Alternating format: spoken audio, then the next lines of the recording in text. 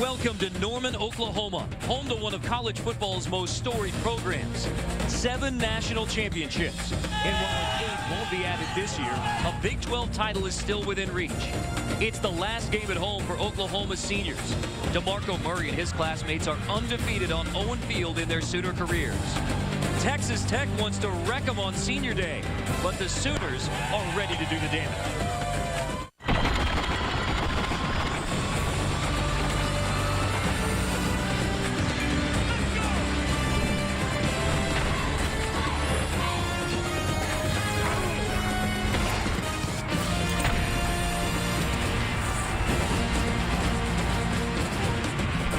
Welcome to ESPN's presentation of college football on ABC, presented by Kay Jewelers. From Norman, Oklahoma, it's a Big 12 matchup as Texas Tech takes on 16th ranked Oklahoma.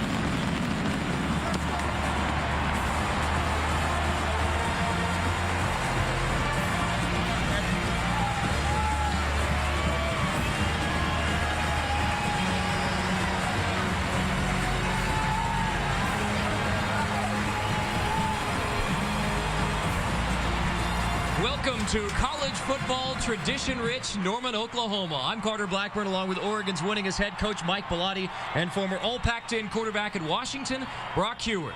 Oklahoma is now out of the national championship race with their second loss to A&M last week.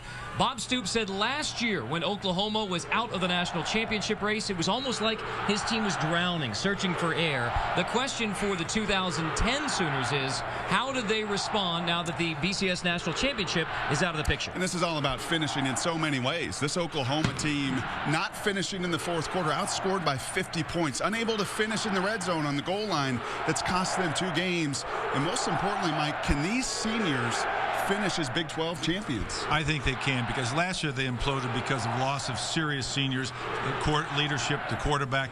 This year, sometimes when you try to play fast, you forget how to finish plays. This group went through that last year. They know what to do this year. Well, the good news for Oklahoma is they get to run on the field this week with the Sooners schooner leading them. They're at home where they have been much better, especially Landry Jones. Well, Landry Jones has had some issues on the road. His touchdowns to interception ratio, etc. But at home, he plays very well, and the team supports him very well at home. Sam Bradford, the Heisman Trophy winner, he set that bar about here. For Landry Jones, the redshirt sophomore, it's all about consistency in his game, and he's got to find that to take that next step in his career. Well, home teams have been big in this series the last 2 years. The home team winning big when Texas Tech and Oklahoma gets together. Exactly what the Sooner fans want today.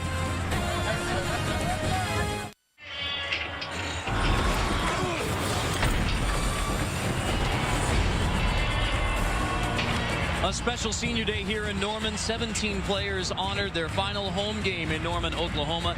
It's a group that has won 2 Big 12 championships, has never been beaten on this field. TCU, the last team to come to Norman and win. That was the beginning of 2005. So how does Texas Tech today come in and do something that no one's done against this group of OU seniors? I think the only chance they have is the same game they played when they demolished the Sooners down in Lubbock last year, and that's to run the ball. Baron Batch, the running back, a career day, a career best 138 yards. They ran it 51 times a week ago to beat Missouri. They've got to control the game on the ground today. Taylor Potts was a quarterback last time when they beat him. He's here again today, very comfortable, very confident after coming off the bench last week to lead them to victory.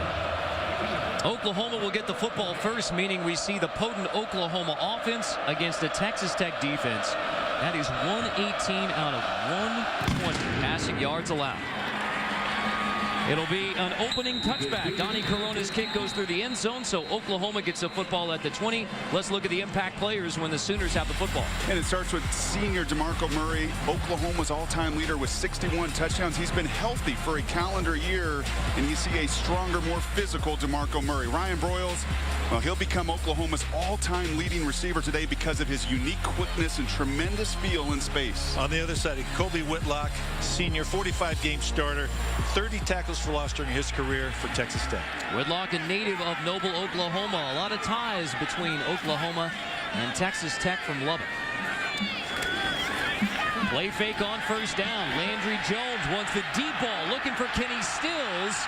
Flag down. Pass interference looks to be the call as OU goes for the home run ball.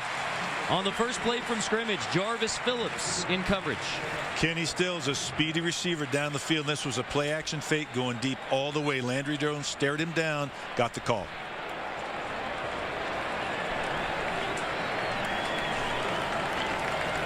Problems with the referee's audio mic, but again, it'll be a 15-yard penalty on the pass interference. That's the rule in college football. And it's true freshman against redshirt freshman. Kenny Stills out of Southern California gets behind the defense. Been a problem for a very young Texas Tech defense, is so many freshmen and redshirt freshmen, very inexperienced. The secondary is all underclassmen. 2 freshmen, 2 sophomores in the Texas Tech secondary. Jones throwing again. Wide open receiver on the edge for the first Oklahoma first down. It's Ryan Broyles, the junior from right here in Norman, who is putting up record numbers in his OU career. And with that reception, actually passes Mark Clayton for first in the history of Sooner football in receptions. Giving Oklahoma a first down right at midfield, right on the interlocking O&U. Option pitch, DeMarco Murray makes the first defender miss and picks up 3. You know, James Willis, defensive coordinator for Texas Tech, talked about their DBs have to get the hands on the receiver. One, to stop him from going by, but also to stop the bubble screens to the outside. On Oklahoma offense, averaging 34 points, and a lot of those will go right through the hands of Ryan Broyles, especially early on. Wildcat direct snap to DeMarco Murray. Good block on the edge for Murray to get near a first down. That's Gabe Eicher, the redshirt freshman left guard, pulling. That was a nice little wrinkle there from Kevin Wilson. A lot of check with me. You're going to see this from the Red Raiders on the other side as well. Landry Jones acting like he's getting the call from the sideline, and a direct snap to DeMarco Murray. And is DeMarco Murray not one of the most versatile players maybe in the history of college football? When you look up on purpose, his picture's next to the dictionary. We talked about that already. 2,000 flags down here. You know, one of the things, too, Oklahoma talks about, they want to play fast, they want to keep up the tempo, but the tempo has to include a balance between run and pass. They're doing a good job so far balancing up those calls.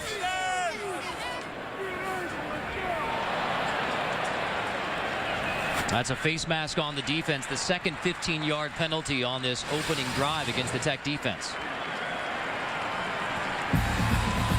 No doubt. Brian Duncan got the face mask. And Tech's defense talked about they have to stop the run, they have to handle the tempo of Arizona, and they have to play the bubble screen. Those are the 3 elements they feel will give them success today. Oklahoma opening drive, they get to the 21. This has been the problem for OU. Moving the football, but no points. And sure enough, a bungled snap there. Tried to go Wildcat again. The snap was high over the head of DeMarco Murray. The first snap of the game last week went over the quarterback's head, too. So, again, little excitement. The center may have to turn an angle block back, and that makes it tough. Jones on the rollout. Complete on the edge. It's Broyles for a first down inside the 10. I'll tell you what, right now Tech is not hitting on all cylinders on defense. They're leaving people uncovered in the secondary. They're a little bit confused. They got to settle down. A lot of wrinkles here from Oklahoma. Some Wildcats, some play pass. A shot down the field. I like Kevin Wilson right now, not giving Texas Tech the same look twice. A week ago, 4 times inside the 4-yard line. Only 1 touchdown to show for it. So the Sooners want to punch this in. There's another flag down after a minimal gain by Murray. 2 things they talked about. They got to win the red zone. They've got to get more points per yards. They got a lot of yards, not as many points as they should have for that much yardage.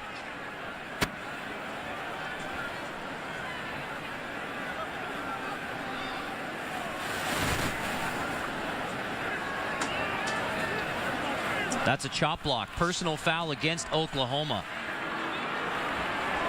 Chop block is the call, which is the combination high-low block. So as a coach, Mike, and we spent some time with Bob Stoops yesterday, and he's been asked the question a million different ways. Why not finishing in the red zone? Why has it been such an issue for this team? They don't start with a power running game. That's what you lack in the red zone. So first and goal now, screen inside. It's the true freshman Franks who gets back to the 11. Cody Davis on the stop. You're going to see this a number of times today from Oklahoma, be it Franks, be it Kenny Stills, Roy Finch as well. All true freshmen and all incredibly explosive and fast players that have stepped right into their roles as freshmen and taken off. Second and goal for OU. Jones finds Murray. What a grab out of the backfield for Murray. And Oklahoma's all-time touchdown leader is in the end zone on the first Sooner drive.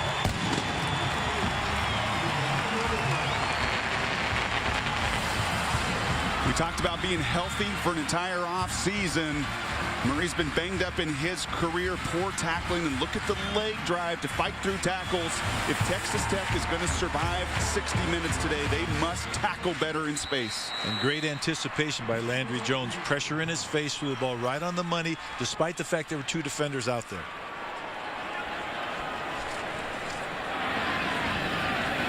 Jimmy Stevens on for the extra point. Well, the word around Oklahoma football this week was finish. Finish on your home field. Finish the season.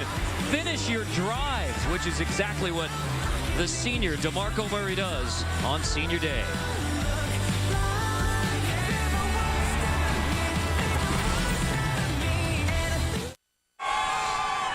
Senior Day not only for the players, but for the band members, for the folks who keep the Sooners schooner. I mean, this is the last home game for Oklahoma seniors. Isn't it great to be in a venue with 85,000 people that love football, just love being back in Norman.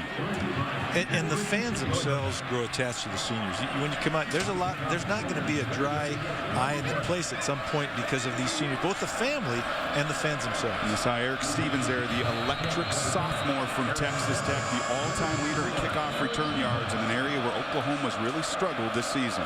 2 out of the last 3 weeks, Oklahoma has given up a kickoff return for a touchdown. There's the losses at Missouri and Texas A&M. High kick bounces at the 15 this time. It's Harrison Jeffers on the return for Texas Tech. We see the Red Raider offense. Taylor Potts back in his familiar starting role as quarterback for the Red Raiders. And benched a week ago and responded the way you'd love to see a senior respond. Came in late in the second quarter and really led Texas Tech to that victory over Missouri with 3 touchdown passes. A lot like Landry Jones, a rhythm tempo quarterback. And when he's on, if he gets hot early, he can be dynamite. Came into the game last week against Missouri when Tech was down 17-3. They won that game 24-17. Batch gets the handoff and picks up 3. Lewis on the stop. Let's look at the impact players when the Red Raiders have the football. Baron Batch, a member of the 2,000-yard rushing, 1,000-yard receiving, runs downhill and with great power. Leon having his best year of his career, most explosive wide receiver, and again tied for the national lead with 15 TD receptions. And for the Sooners, Travis Lewis at linebacker, sideline to sideline, 333 career tackles. Pocket holds up for Potts. He completes over the middle. Zuzalik makes the grab and goes rumbling into Oklahoma territory. Austin Zuzalik makes the grab. Great protection and great anticipation and patience by Taylor Potts. He sits in the pocket here. You see him survey the field, come across, wait right between 2 linebacker defenders to the open Zuzalik. You will not find a smaller window. If he hesitates a moment, that's an interception. 35-yard pickup. Potts off the quick snap, swings it to the outside. Leong makes his first catch. Both of these teams like to play fast. You're seeing it right now. They're both no huddle. Texas Tech will probably sit at the line of scrimmage a little bit more than Oklahoma. Red Raiders became a famous offense under Mike Leach. Tommy Tuberville coming from the SEC, bringing more of a run game.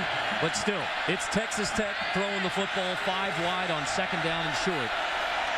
Stevens motions into the backfield. Takes the handoff. Oklahoma ready for it. Stopping Stevens short. Jeremy Beal leads the Oklahoma defense. And you talk to Neil Brown, one of the youngest offensive coordinators in all of college football, and he would tell you we're not playing at the breakneck speed I would like, largely because of some of the deficiencies defensively and also because Tommy Tuberville wants more of that run element.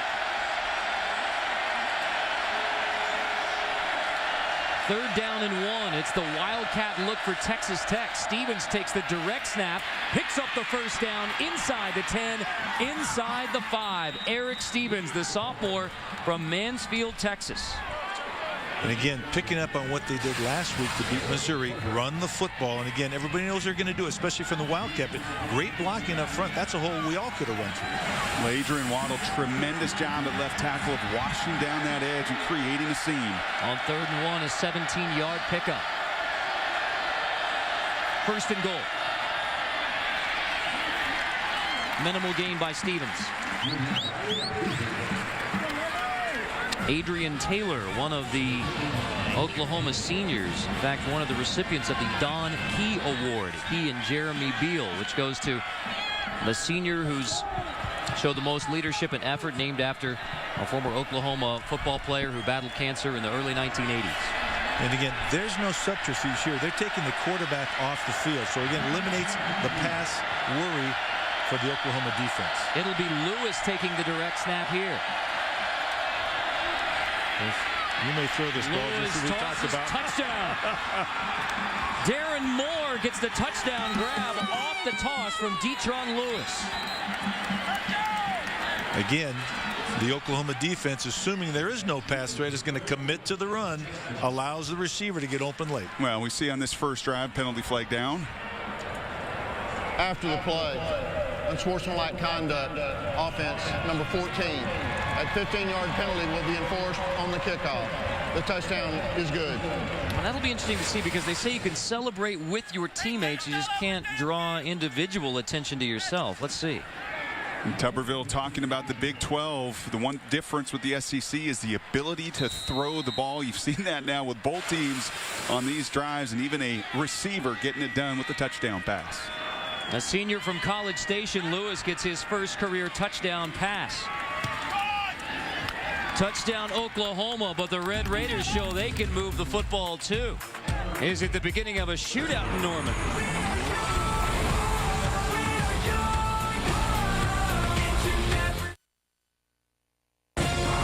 ESPN's College Football on ABC. Brought to you by K Jewelers, the #1 jewelry store in America. Every kiss begins with K. Chevrolet. And Bud Light. It's the sure sign of a good time. Here we go. Billy Sims still looms large in Norman, Oklahoma. This is a place that takes its football tradition very seriously. Very proudly and very seriously. Whether it be the Sooner Legends Hotel, it's a whole hotel. It's Barry Switzer. You had the great pleasure of having the Barry Switzer suite, didn't you? I had that great pleasure in seeing a lot of old Sooner fans, and actually some old Sooners were there staying at the hotel itself. The Boz was here 2 weeks ago, and they honored the '85 championship team when we were here. Texas Tech kicking off from the 15 because of the celebration penalty after the touchdown. So return chance here for Oklahoma. Finch bobbles it near the 10. To the 30, so good kick coverage there from Texas Tech. Let's go back to why Texas Tech's kicking off from the 15 anyway. When you look at this, I don't know that that's prolonged or excessive, and I don't know if he's signaling his fans that are right there. But the problem is, as soon as that flag comes out, as a coach, you got to say, that was wrong, you made a mistake, let's not do it again. You're going to see Tommy Tuberville walk in and say, look at where we're kicking off. But I think that's a terrible call. In a game of this nature and magnitude, the last Big 12 game for Texas Tech, that's not taunting. Let the kids play a bit. Oklahoma gets it back. 2 possessions, 2 touchdowns in the game, 1 for either side. Landry Jones rolling, throwing, complete on first down. It's Kenny Stills, the true freshman from the San Diego area. Encinitas who makes the catch. Landry very sharp in the opening, as he's been here in his career at home, is such an accurate passer. 4 for 4, very little contact. I think you said it, Mike, discombobulated is Texas Tech on defense right now. A sophomore quarterback from Artesia, New Mexico, has Finch in motion, fakes the give. Landry Jones will dump this one incomplete. Really spreading the field right now, and again going side to side. Roy Finch, who did not play a very big role last week, which surprised and displeased a lot of people in there, but really a decoy right now so far. One of the challenges for Oklahoma a week ago, Landry Jones got hit a lot in that first half, shut out at Texas A&M. The Aggies were flying all over the field. Texas Tech better start playing faster on defense. 59 pass attempts a week ago. That's an Oklahoma record. And a loss at Texas A&M. This is DeMarco Murray with a huge hole on the outside. Murray knocked out near the 20. Again, that play set up by the fake to Finch on the sweep or end around, and again it's set up, sort of got the eyes going that direction. You see it a little bit here, and then DeMarco Murray showing great speed, getting to the outside, turning it on. And left tackle Donald Stevenson holding that edge. When you see those running backs get outside, it's largely a tight end. In that case, Donald Stevenson, the left tackle, does a really nice job of technique, getting his shoulders outside, creating that room to run. Finch on first down. Still fighting after the initial contact. Picks up a couple more after Brett Dewhurst, one of the 3 walk-on players who plays a big role for Texas Tech. This is a defense that is really patched together. Very young, very inexperienced, very light. 12 people injured or hurt over the course of the season. He talked about the safeties playing with casts on this week. Oklahoma in the red zone again, inside the Texas Tech 20. First trip, it was a touchdown. Finch stood up this time. It'll be third down. Bront Bird, the middle linebacker from Odessa Permian High School, on the stop. And he was up top. But how about Colby Whitlock, the impact player, the defensive tackle, making his 46th consecutive start. Look at that little power plug. Very stout at the point of attack. That's a lot of football. I mean, when you play that many games, you start that many games, you're doing a lot of things right. Champion wrestler in his high school career in Noble, Oklahoma. 3rd and 7.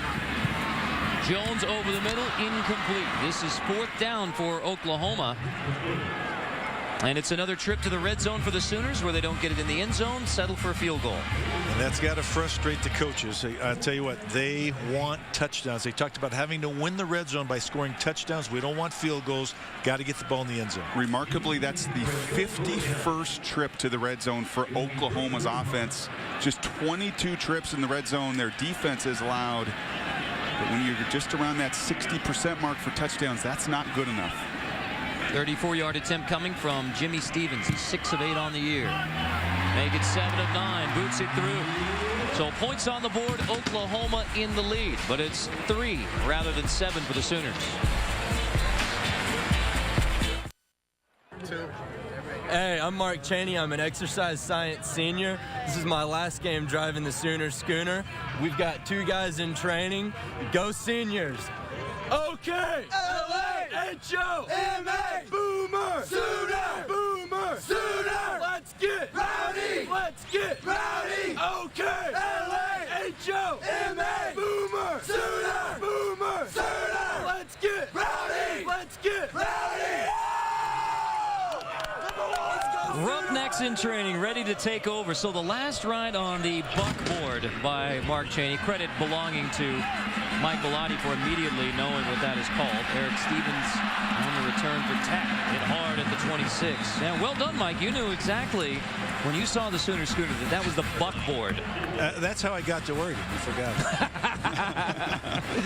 I came out there. Yeah. I just went a little farther than Oklahoma. Yeah, we learned how difficult it is to travel in and out of Eugene last week. I think the covered wagon might be the best route. Nice job, though, by the kickoff team. Again, a low kick, which has been part of the problem all year long. But that's the only matchup in this game where Texas Tech is ahead. It's kickoff returns. 17-yard return this time for Stevens, who joins Taylor Potts in the backfield. Touchdown drive. First time the Red Raiders had the football.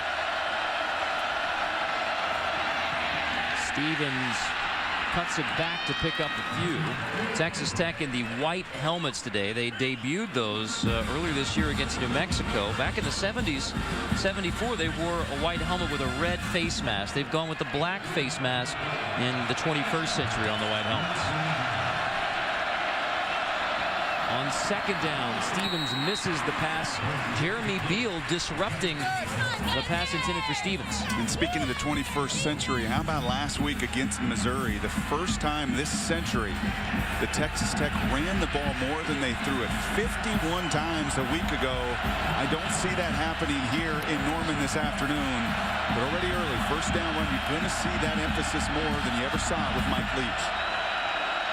When they say to be effective as an offense, they've got to convert at least 50% of their third downs, which is a high number, but they're a drive-oriented team.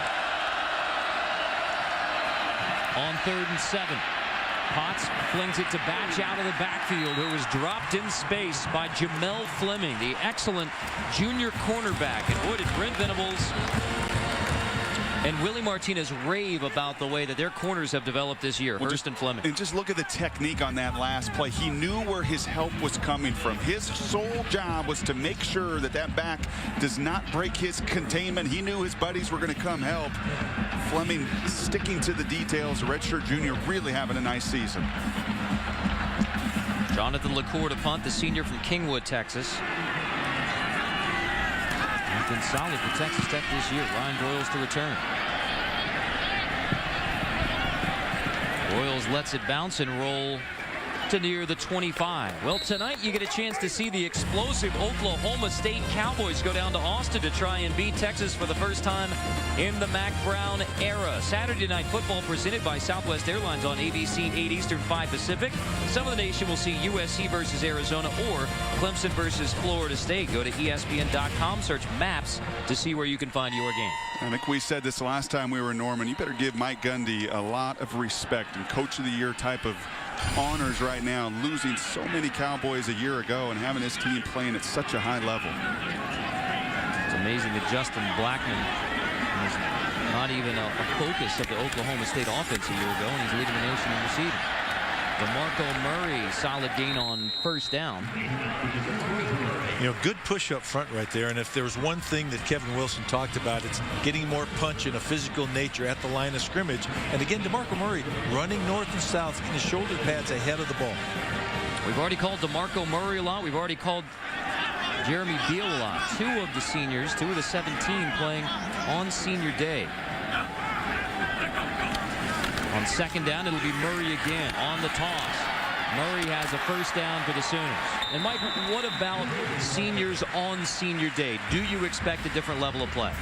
You absolutely do. Sometimes they become too emotional, though, and you got to settle them down because it's their last game on their home field. All their friends and family come to watch it. But a lot of times you get unbelievable performance.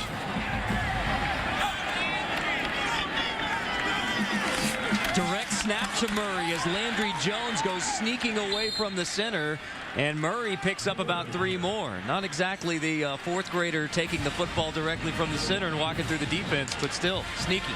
And now 10 runs to 7 passes for Oklahoma. To your point, Mike, trying to establish that line of scrimmage, because when they run it, that is when they get into tempo, and that's when they set up their play action pass. It takes a lot of pressure off Landry Jones as a quarterback, too, when there's an efficient running game working on that day. Red Raiders show pressure on 2nd down. There's the play action. There's the deep ball. Stills makes the grab. Kenny Stills into the end zone. Run the football. Play action. Hit it over the top. Touchdown, Oklahoma.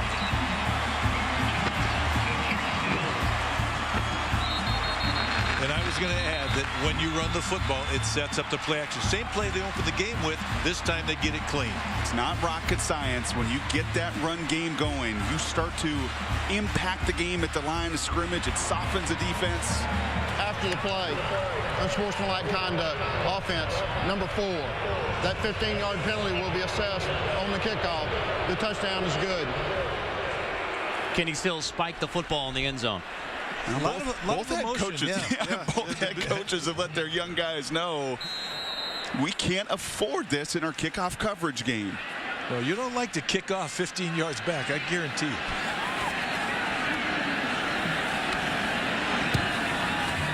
Jimmy Stevens' PAT is good. How about an explosive 4-play, 75-yard drive, 1:29. Forget this 1st and goal from the 4 stuff. Let's just hit him over the top. And play action pass, the first play of the game, a little bit different impact now that you've been able to run it the way they have. And you see the speed of Kenny Stills, one of the fastest freshmen, 4.40. Those eyes of those safeties and those linebackers start to look at that fake. When you got a youngster that can run, he can get behind that defense as Stills did. Yeah, that's the penalty. That obviously is one that would get called every time. I'll tell you, coaches out there ready to get him. One of the things too, the coaches at Texas Tech talked about the lack of depth and the lack of experience in the secondary, trying to keep their eyes right, and again knowing who to key and making sure where the ball is. So we've had already 2 celebration penalties called. And take a look at this Texas Tech defense. When you run the ball and you have Wildcat and you have DeMarco Murray pounding the ball, look at all 11 guys within 5 yards of the line of scrimmage. And Stills, as I said, has the kind of speed to get behind that defense. Is that an automatic play action almost when you see them loaded up like that? For Kevin Wilson up in the booth, but not down on the field. He just guessed right. Stevens to near the 40. We check in with Robert Flores in New York. All right, Carter, Taco Bell studio update. All the controversy surrounding Cam Newton, but he puts Auburn on the board first with his 31-yard touchdown run. Initially ruled down at the 1, later reversed upon review. They lead 7-0. Meantime, Penn State touchdown pass. They've gone ahead of number 9 Ohio State 7-3. And this late update, I've just been flagged for excessive celebration. Guys? Well, Robert, you Join the club. Yeah, exactly. Contain yourself in the studio, Flores. Celebrate with your teammates next time, Robert. On first down, Potts flings complete to Detron Lewis near a Texas Tech first down. We saw the highlight of Cam Newton there. I want to ask you guys, is there an impact on the field for Cam Newton and Auburn with all that they've gone through this past week? Well, if there is, it starts with him. It's all about him handling that distraction, because I can imagine those coaches and players, and you've seen it this week, Mike, are going to rally around him. I think there's some frustration on his part and his family's part, obviously, if there's no involvement. But I think everybody else just say, let's go get the game. Let's play football, do what we do. Potts pass knocked away, intended for Lewis. It was Fleming in coverage, and there again is Jamel Fleming. We saw Oklahoma a few weeks ago against Colorado, and we raved at these cornerbacks' defense. And Willie Martinez, the old Georgia defensive coordinator, has been brought in here as a secondary coach, and Brent Venables raving about the high level he's got these corners playing, sticking to the details, route recognition, and playing well beyond their experience level. Potts swings it to the outside. Leong makes the grab. There is a lot of excitement about the young defensive players. Hurst is a sophomore. Tony Jefferson, who plays the Roy hybrid position, true freshman. A lot of excitement about some young defensive players for OU. Oklahoma's team is young overall. This is great for the future, and it's tough right now. There's some growing pains involved, but this is a team that's going to have its say in the next couple of years. Center defense trying to get a stop here on 3rd and 5. Texas Tech 1 for 2 on 3rd down so far.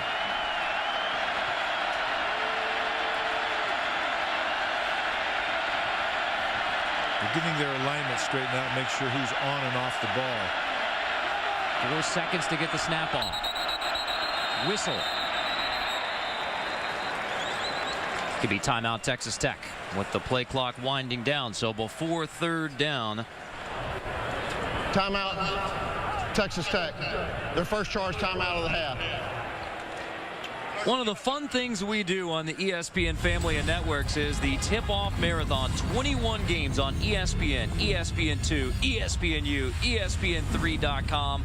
It's more than just 24 hours of hoops now. It is 21 live games, both the men's and women's national championship team, both Duke on the men's side, UConn on the women's side. It begins following Monday Night Football. We'll take you through every hour, no matter what time you turn on the ESPN family of networks. There's going to be basketball going on. Games in 4 time zones, 17 U.S. states, including Steve Lavin's return to the Bay, taking St. John's out there to play St. Mary's. You call these hoops games, too. Who do you like?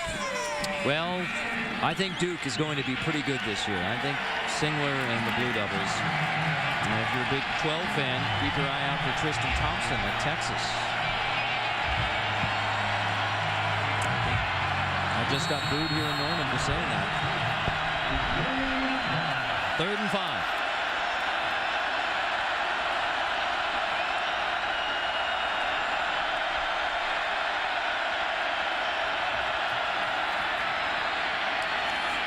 complete.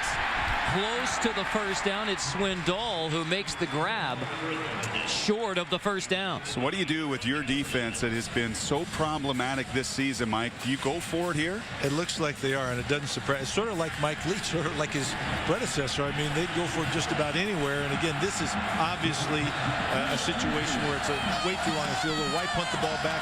They haven't stopped Oklahoma yet. Oklahoma scored every possession. I go for it because I want my best unit on the field, and that's your offense. That's your fifth-year senior. It's the way you pitch and catch. Your defense, you've already seen give up 17 points. I like this call. Blakelock winding down again. 4th and 2.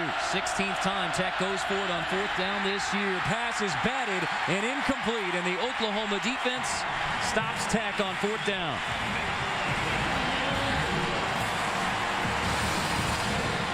Going to be Ronell Lewis, the sophomore, back from a knee scope. They like having his athleticism, and you see the anticipation. That's well done for the sophomore. I know I can't get there. He sees Taylor Potts aim to fire. He times his jump right. Big 4th down stop. The sophomore from Dewar, Oklahoma, town of fewer than 1,000 people, played 8-man football until his senior year. He's a sophomore now at Oklahoma, becoming a defensive star. Sooner football, play action from Jones on 1st down. Now he'll step up, throw complete across the 40 for a Sooner 1st down. It's a dragging Ryan Broyles. And again, Landry Jones, the combination of play action, moving the pocket, has bought him a lot of time today. He's using it very well to allow his receivers to get open down the field. Man, zone, 8 men in coverage, blitz, nothing working right now for Texas Tech.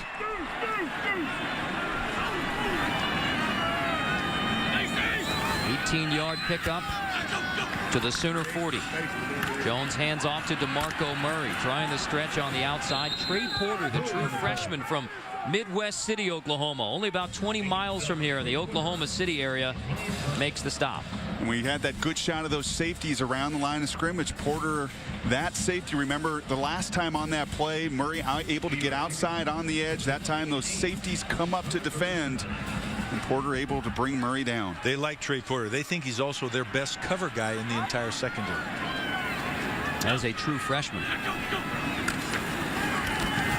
Play fake on 2nd down. Jones out of the pocket, flings complete. DeMarco Murray for a positive gain.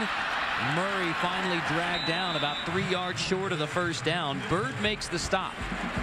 Saw some of the NFL scouts yesterday here in Norman looking at film, and you see Murray limping on. You don't like to see that. A guy that's been so beat up in his career, but a lot of them raving about Murray's versatility, and at the next level, boy, that plays right into a 3rd down back, willing to run, willing to pass protect, and able to catch the ball as well. Oklahoma's all-time all-purpose yardage leader. Play fake on 3rd down.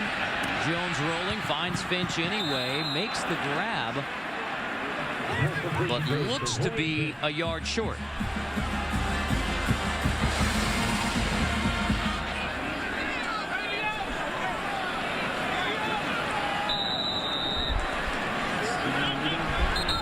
Oklahoma is averaging nearly 10 yards per play.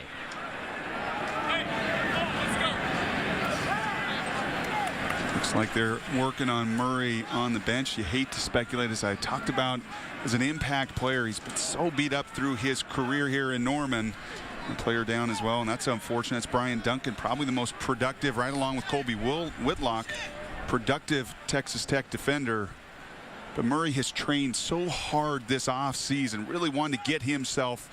You talked about these seniors sometimes being too amped up. Well, he saw the finality of his career and got himself in the best shape. You just hate to see an injury. He's been healthy from January basically until now, and that's been the longest stretch where DeMarco Murray has remained healthy during his Oklahoma career. And the coaches say seeing finally what a healthy DeMarco Murray can do, and that's put up pretty incredible numbers. Well, and people don't understand, you don't get healthy during the season. You don't get stronger during the season or faster. You do all that in the off season.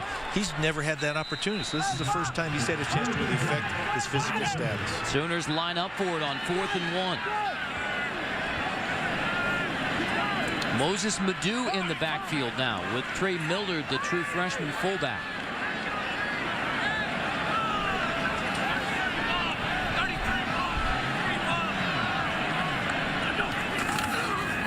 Madu gets it on 4th down.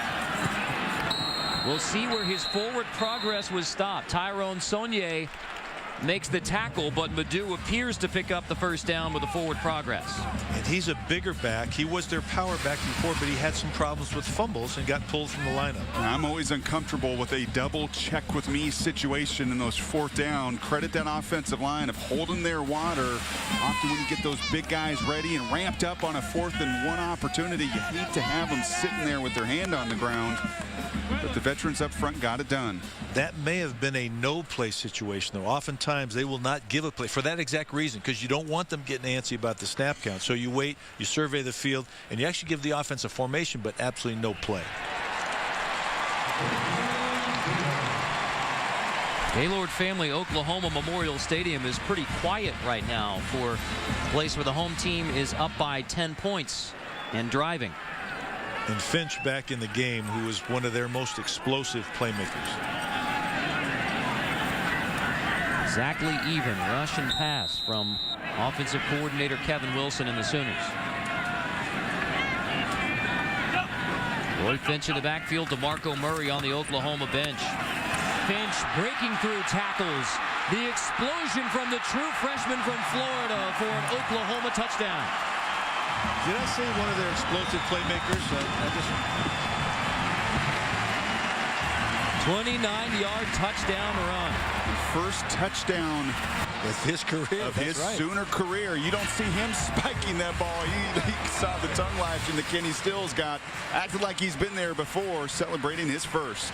And that was out of the pistol, which gave him a little bit. They talk about the power run, the downhill run that you get from that formation, which he took advantage of in that play.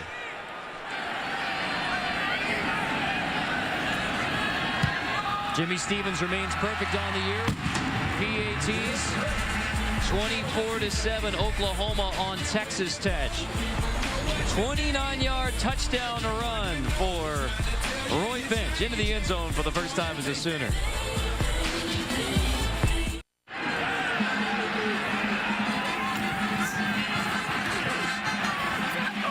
Kickoff. Texas Tech.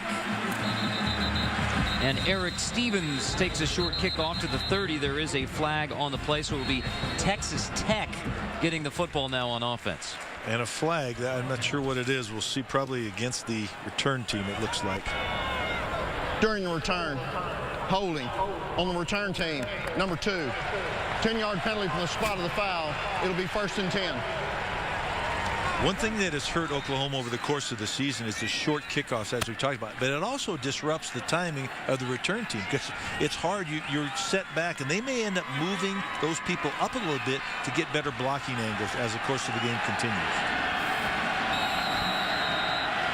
31 points on the board with 18 seconds to go in the first quarter. This is Big 12 South football. Potts and the Red Raiders take it on the 16.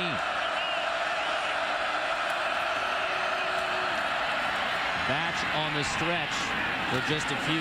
What will likely be the last play of the first quarter. Well, Wisconsin got 83 today. The Sooners have 24 in the first.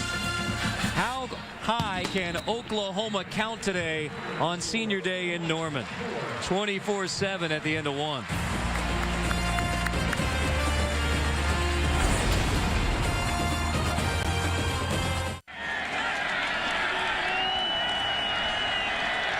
Three touchdowns today for Oklahoma. DeMarco Murray has one of those. And he is presently on the Oklahoma sideline. Texas Tech football.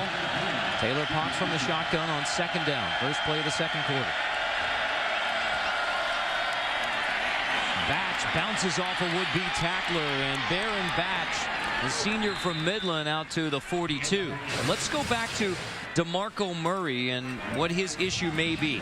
It looks pretty clearly, you know and I know, Mike, we've seen this a few times, that's a rib injury. And hard to see exactly where it happens. Maybe the twist and sometimes the cartilage and everything else in there.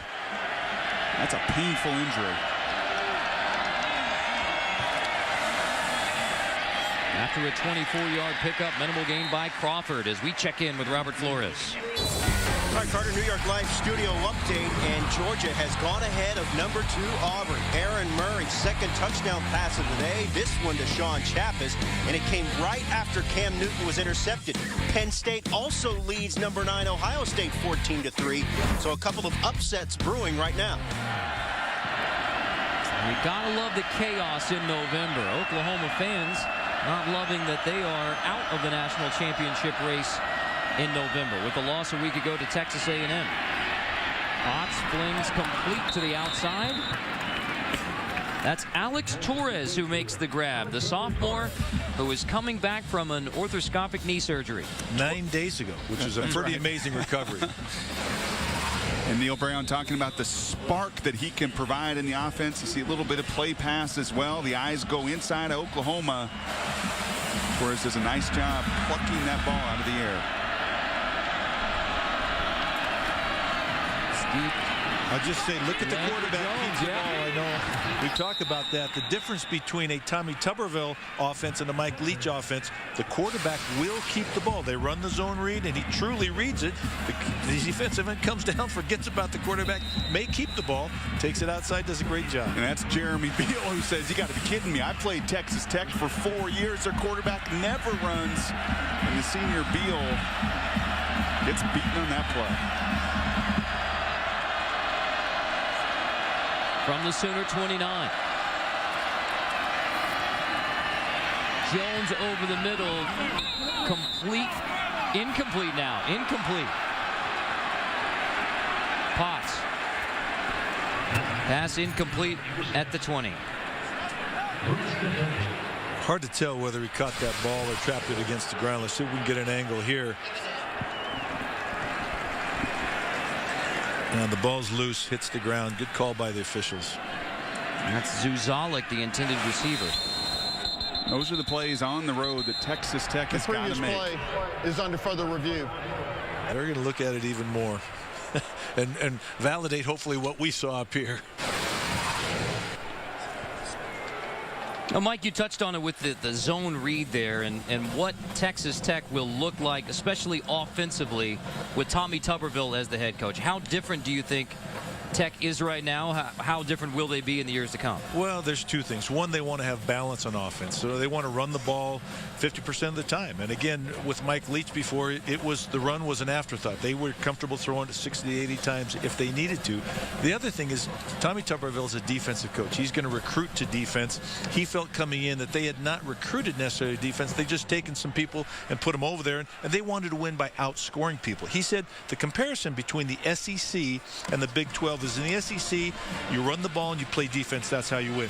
In the Big 12, you throw it, you run it, you play defense, and you have speed. So it was very much a compliment towards this new league for him.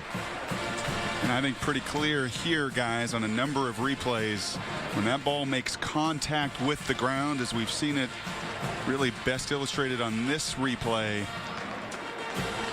hands not underneath the ball, the tip of the ball into the ground. Can't imagine that this is overturned. No, you can't trap the ball against the ground and come up with it. And again, he didn't have control going into the ground. Yeah, actually, that's a great job of the umpire getting down.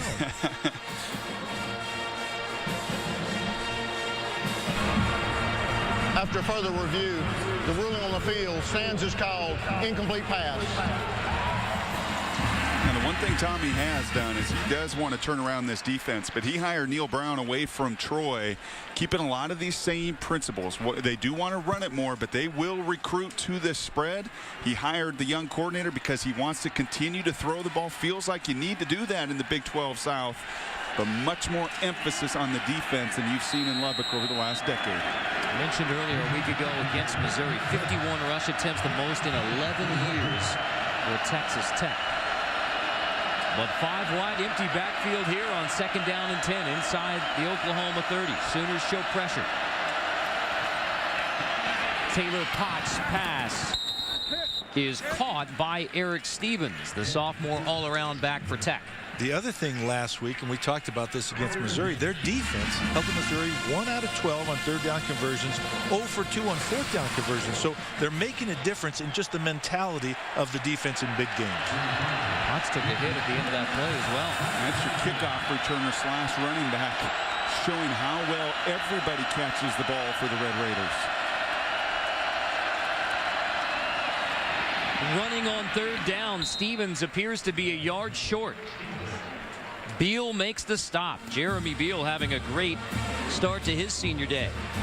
This is one of the challenges with every spread team in America, and where Oklahoma, as we saw in their fourth down, could put a fullback in the game and run it at you. What can Texas Tech do without a fullback on the roster? Really no tight end other than Adam James, a smaller tight end. This is one of the challenges in the spread offense.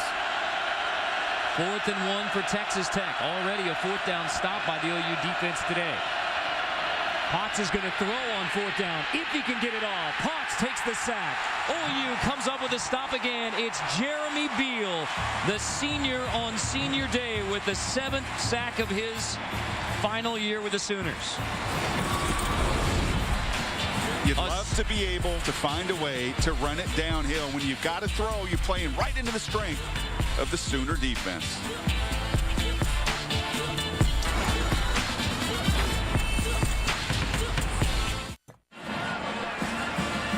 Bob Stoops and the Oklahoma Sooners with a 24-7 lead on Tommy Tuberville's Texas Tech Red Raiders. It's college football presented by Kay Jewelers from Norman, Oklahoma.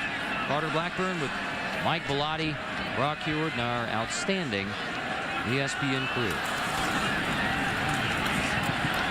Landry Jones' pass is caught by Broyles at the 40 for an OU first down. 13th first down already by the Sooners.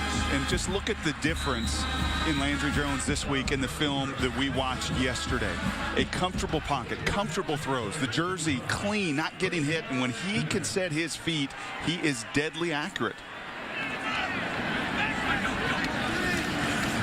Play fake.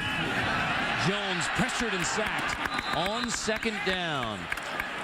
And again, up to that point, the lack of pressure definitely was working in Jones's favor. Long time on the play action. Their better job in the secondary covering it, which allowed the pressure to get there. Dartwan Bush gets the sack, true freshman. Defensive coordinator James Willis says he is the Red Raiders' best pass rusher, and he shows it there. Forcing 2nd and 15 after the loss of 5. Finch gets it, bounces outside. Roy Finch picks up about 6. It'll be 3rd and 9 for Oklahoma. And again, I'm going to come back to the idea they talked about, getting the hands of the DBs on the receivers to make them work harder, take longer in their routes, that would allow now the pass rush to get to Landry Jones. And Murray back in the game, heavily padded up and put a lot of bandages around those ribs, but you see him right back in the game on the 3rd and 9. Watch him as a route runner, very dangerous.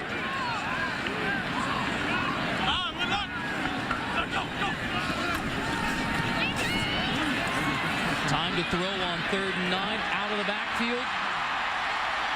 First down for Oklahoma. It's Cameron Kinney who makes the catch inside the Texas Tech 30. And look at the influence that DeMarco Murray has as he checks down.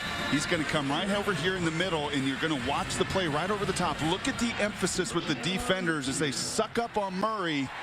Allow that throw right behind him. 30-yard pickup. Landry Jones flings it long. Broyles makes the grab. Touchdown, Oklahoma. An awkward landing for Ryan Broyles on his 91st catch of the season. That's a school record. Well, welcome to the Big 12, freshman Trey Porter. You're going up against one of the very best in Ryan Broyles, whose body control, his speed, he's got unique quickness. He sets that edge, gives his quarterback plenty of room, Mike. And those two have done it a number of times. Well, an awkward landing, but it doesn't hurt half as much right now, I'll just tell you.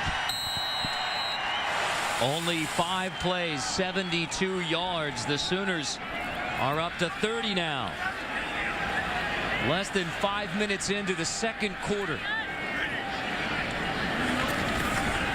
Stevens PAT makes it 31-7. The Sooners finishing. ESPN's College Football on ABC, brought to you by Ford. Drive one. Citizen Echo Drive, fueled by light, it never needs a battery. Unstoppable, just like the people who wear it. And Avatar, Extended Collector's Edition on Blu-ray and DVD Tuesday.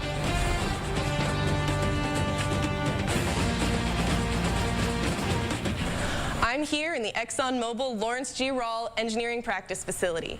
Just like the football team has a practice field, this is a place where students can share ideas in robotics, drilling, and racing technology. OU is about doing our best so we can be our best. Welcome to my university. Great engineering tradition here. The school goes back to 1909, first graduates in 1910. Engineering practice facility is the first of its kind in the nation. Well, if Oklahoma is all about being their best, their offense right now through the first 20 minutes has been dominant. 300+ yards. And how about Landry Jones? Landry Jones start 12 of 14, 222 and 3 touchdowns. We talked about he's pretty successful at home. He has a great supporting cast, but there's something about playing for the home fans that brings out the best in him. Jeffers on the return for Texas Tech across the 30 to the 32. Big numbers on the scoreboard for Oklahoma. And as we look at our Pacific Life game summary, there are big numbers everywhere for the Sooner offense. The average yards per play, 11. After the play, personal foul, unnecessary roughness. Return team. They're just 40 yards away from what they put up last week in 4 quarters against Texas A&M. Well, nearly a first down a minute is not bad. Efficiency and production here into the second quarter. Another penalty. This will be a personal foul. Nobody this week saying, where's the flag? You know, the interesting thing in college football, and as a coach you sense this, but you watch it too, you know, Texas Tech beats Missouri. Missouri beats Oklahoma. Oklahoma right now is beating Texas Tech. There's no rhythm or rhyme to any of it. Home field advantage? It's all, I'll tell you, it's all about matchups. It really is about matchups. People don't understand that exactly. Amazing that Missouri was held to 95 passing yards by this Tech defense a week ago. Baron Batch dropped for a loss by Price Macon there. 1 for 12 on third down. Missouri against Texas Tech in that loss at Lubbock. And Oklahoma is just rolling right over the Red Raiders in the first half. No, they're physically dominating the line of scrimmage. Texas Tech has been woeful at best in their tackling. And there's no margin of error. You've got to convert on 3rd and 4th downs. Texas Tech unable to do so today. Complete on the outside. Detron Lewis makes the catch. He had the touchdown pass for Texas Tech. Well, and in the first series, Texas Tech went fast, much like Oklahoma. They're slowing it down quite a bit now, again, to rest their defense. They recognize that's not the right matchup. They want to keep their offense on the field and really, in a sense, chip away. Ran 101 total plays a week ago against Missouri. 26 so far for Texas Tech today. On 3rd and 5. Potts time to throw. What a grab by Detron Lewis. The one-handed catch at the 41. Takes the contact from Quentin Carter and makes the grab. That'll be a highlight film right there. Wow. Nice job. One-handed, reach out again, defeat the coverage. You're running down the field, double covered there, bracket coverage, breaks inside, and again, just reaches out. What a great catch. And that's the challenge when people say double coverage and bracket coverage. At times when you can get inside of that double coverage, you can really take advantage of a void. Looks like the commercial of the guy in the parking lot trying to hold on to his beverage. And one of the things Texas Tech, they play catch all the time. They pride themselves on playing catch in practice, throw and catch. That's what this whole offense is built on. The junior from Oklahoma City's Millwood High School. Tremaine Swindoll makes the catch there. But only a 3-yard gain. Potts is 11 of 15 passing. Stevens short of the first down.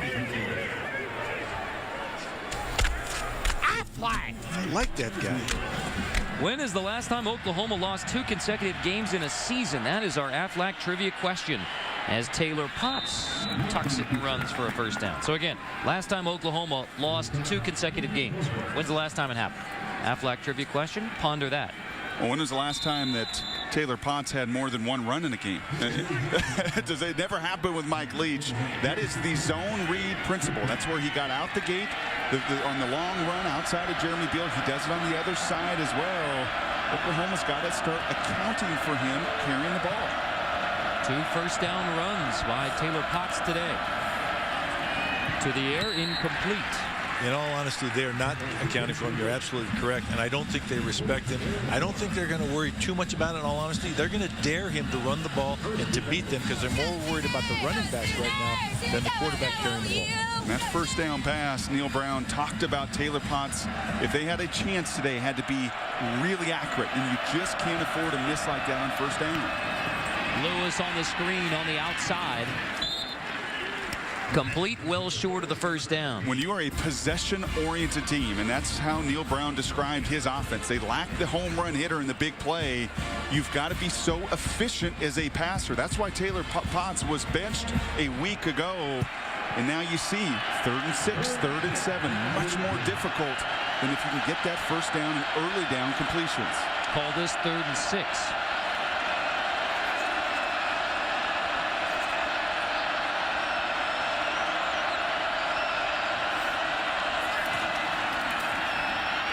Potts fires, intercepted.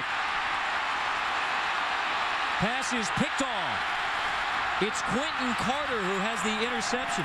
Correction.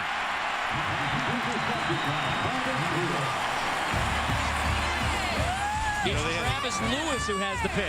They had a drop coverage there. They faked like they were blitzing. They dropped 8 into coverage. It was very difficult. There was really no lanes to throw. You see this? See everybody drop off and wall the receivers from inside out. See, 20 has nothing to do but just hang and plays the quarterback's eyes, sees the ball, easy interception. Again, bad read by the quarterback. And Taylor Potts trusting that Detron Lewis is going to continue to come out of that break and try to cross the face of Travis Lewis. When that defender is sitting there and you see Neil Brown talking to him, you just can't afford to force it into no window of opportunity on that pass. Second INT for Travis Lewis, the junior from San Antonio, Texas. Landry Jones going long on first down. Boyles slips, it's incomplete. Flag down. Another late flag, which typically those flags, again, before or after the whistle, really bother you as a coach.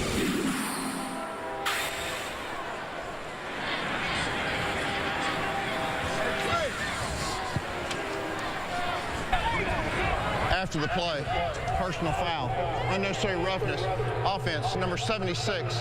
It's a 15-yard penalty. It'll be 2nd down. So that is now 3 penalties against Oklahoma for 45, 5 against Texas Tech.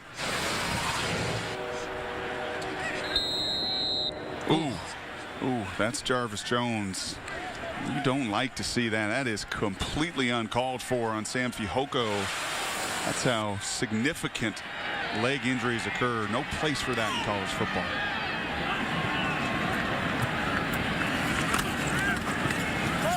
Second long screen, Cameron Kinney, no gain.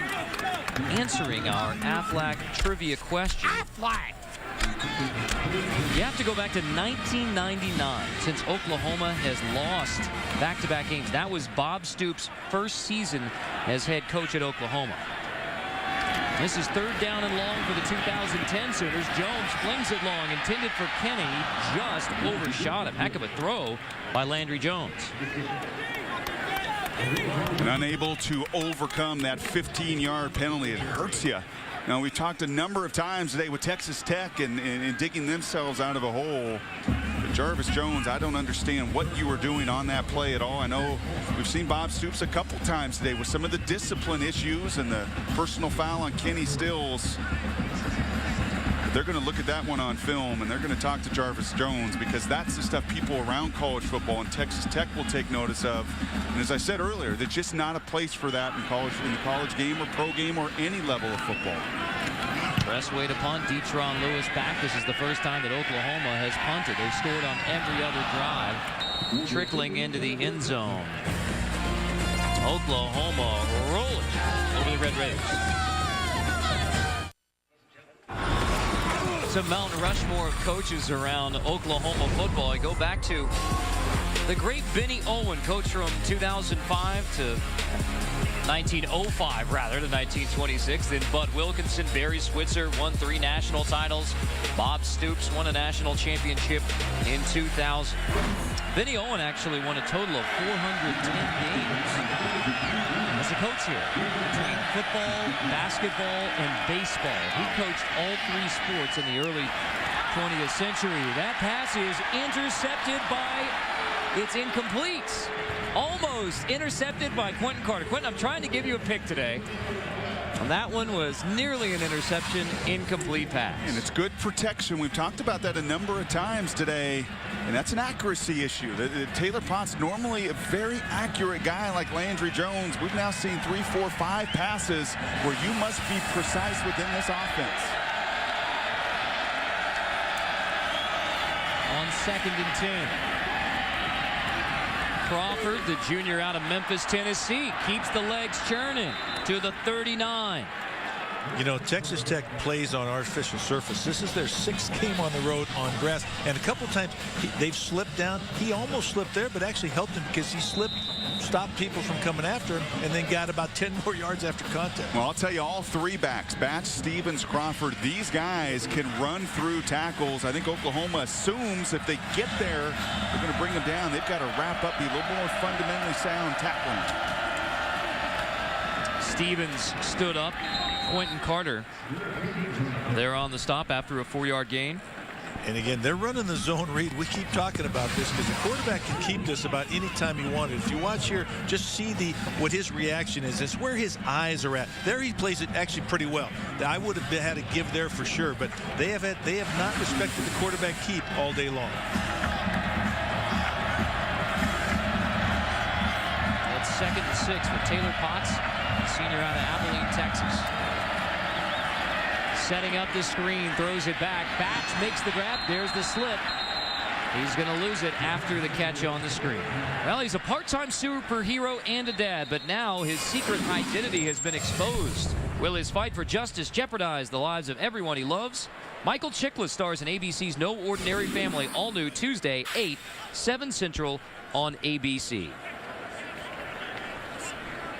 Taylor is down on the field. That's Adrian Taylor, the senior out of Mansfield, Texas, one of the real leaders on this Oklahoma team and on this Oklahoma defense. In fact, he and Jeremy Beal sharing that Don Key Award, which is given to. And that's unfortunate. Adrian Taylor, a guy that suffered a really catastrophic dislocated ankle in the Sun Bowl a year ago, has come back, as you said, Carter, to be a real leader. And now again, looks like they're working on the lower leg as he's gotten himself back from really a gross injury a year ago.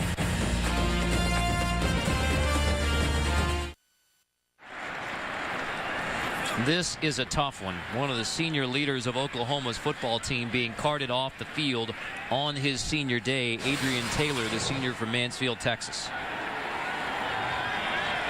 Doesn't look like he's hit or leg whipped or anything. That's just, I hate to see that for a senior that's worked so hard to get himself back on the field. That looks like an Achilles tendon type. There's something that goes without contact, which is difficult. So again, we wish him well. And that was before the game. Jeremy Beal and Adrian Taylor being presented with the Don Key Award.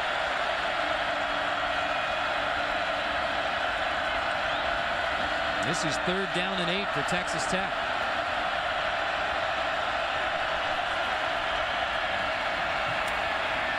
Potts throws complete near the 1st down at the 50. It's Lewis who makes the catch. I tell you what, great accuracy on that throw and great job of coming back between defenders. Very small window there, great patience, and again, see him come back, beat the defender back to the ball. Both teams no huddle, hurry up offenses pressing the tempo. Batch gets the handoff on 1st down and picks up a positive 4 yards before Quentin Carter makes a stop. And if they're going to control the ball, it's going to be have to be with a mix of run and pass with a heavy dose of Baron Batch. Well, that zone read, as you saw with the defensive end on the last play, that can slow down a defense. You talk about running to set up play action. Well, running also can slow down very active defensive lines.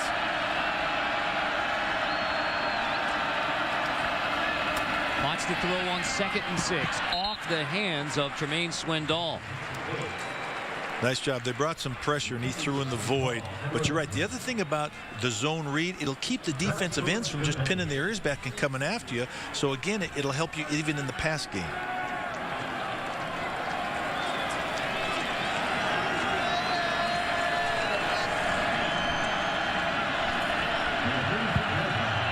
Third down.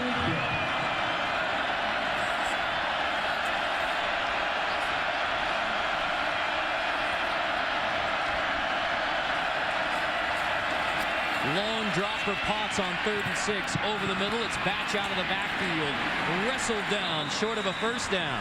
Austin Box makes the stop. The middle linebacker who is coming back from a serious back injury.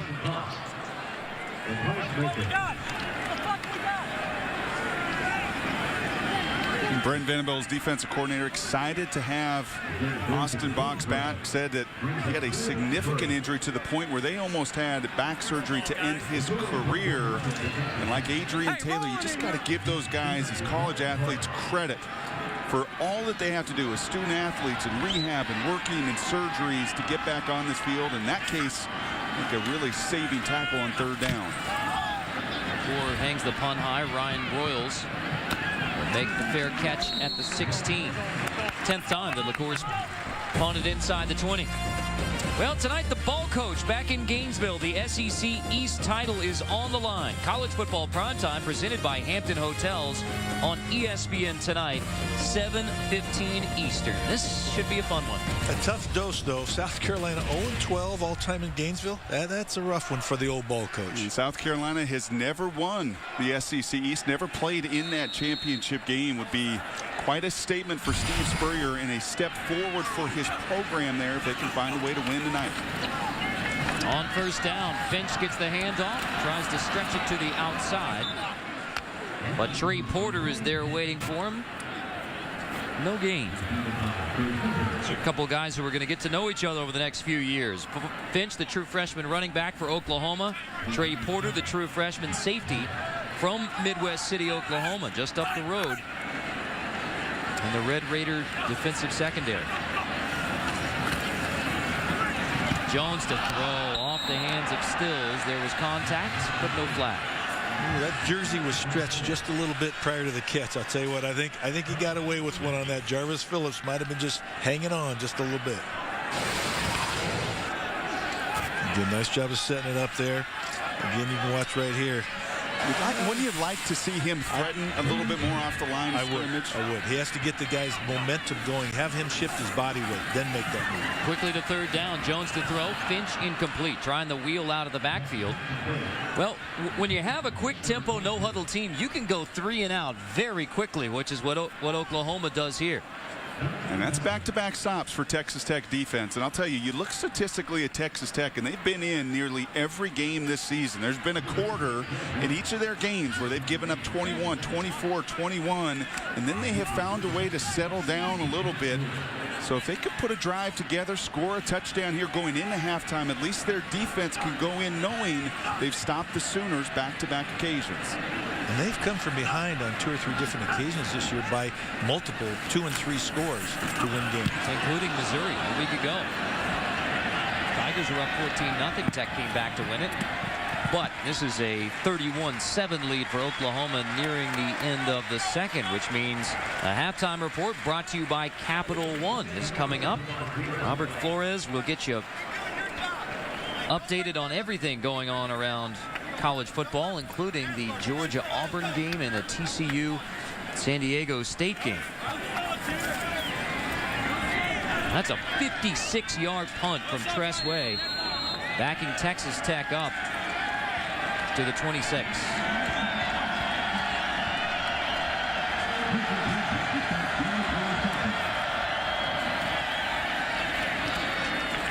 Stevens gets only a couple. And again, Texas Tech demonstrating some patience. They're coming out running the football. And again, they want to keep balance. They want to keep the Oklahoma guys up front from pinning their ears back and coming after the pass.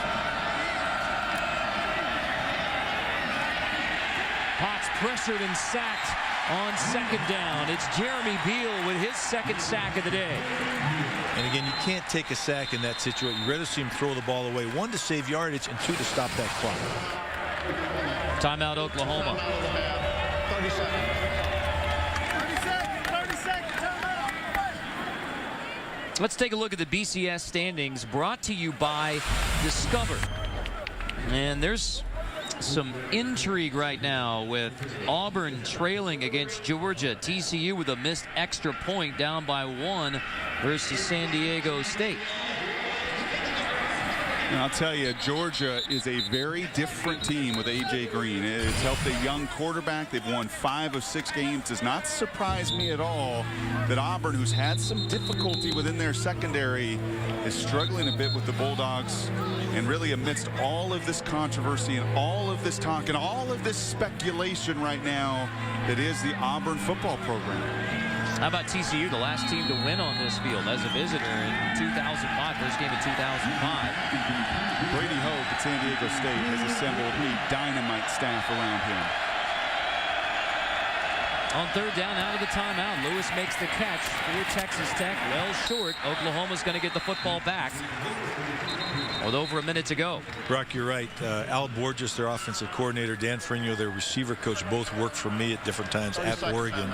And then Rocky Long was the head coach of New Mexico, was a great defensive coordinator at Oregon State for a long, long time. That staff is for real. The other thing, too, is just having that game be close certainly is going to help Boise in this whole thing. Yeah, you would think so. And TCU coming off of an emotional, enormous victory on the road a week ago at Utah. And how many times in college football when you're dealing with 18 and 22-year-olds, and you did it, Mike, and you tried to talk to them and emphasize, to come back. See these gray hairs? That's you're right. I tried to talk to them way too much. Go ahead. I'm sorry. Well, just to come off of that kind of victory and face San Diego State, who's respectable, who's had some nice games, who's leading the Mountain West in many statistical categories, that sense of urgency, and to do it week after week after week, which you have to do where every week matters in college football. TCU in a tango right now with San Diego State.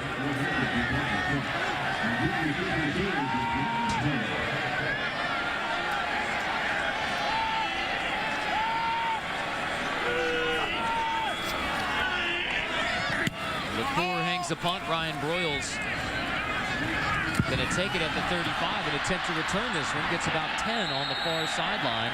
Knocked right into the Texas Tech bench. So Oklahoma gets it. They have gone over on their last 2 drives point-wise after 5 straight scoring drives. 4 of those were touchdowns, 1 field goal.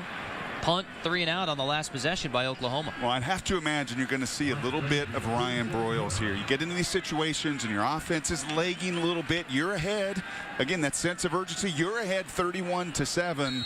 This is a time where I probably try to dial up my best offensive player with Murray out. That's going to be Broyles. Moses Madu is in the backfield right now for Oklahoma. Landry Jones throwing on first down. It's Kenny Stills out of the backfield, sprinting ahead for a 9-yard gain before Jarvis Phillips brings him down.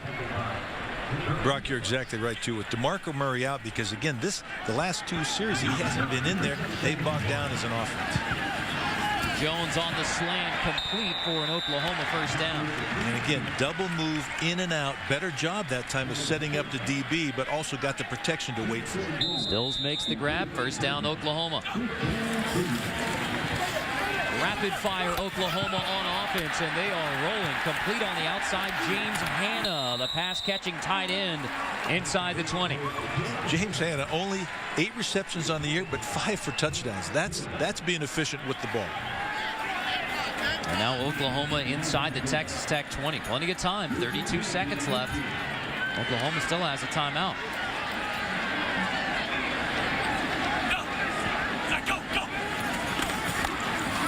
Jones pumps, looks back, pass caught, touchdown, Broyles. There's a flag down, but Broyles is into the end zone again. Second touchdown today, 10th of his junior season.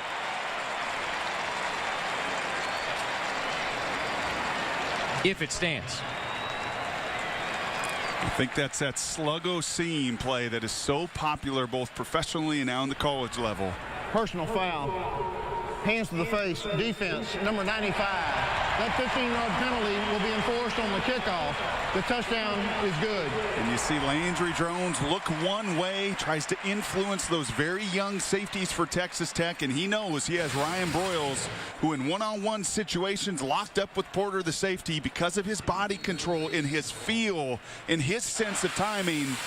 Well, he delivers once again. And look at that touchdown production. 31 now. Already the #1 receiver in receptions.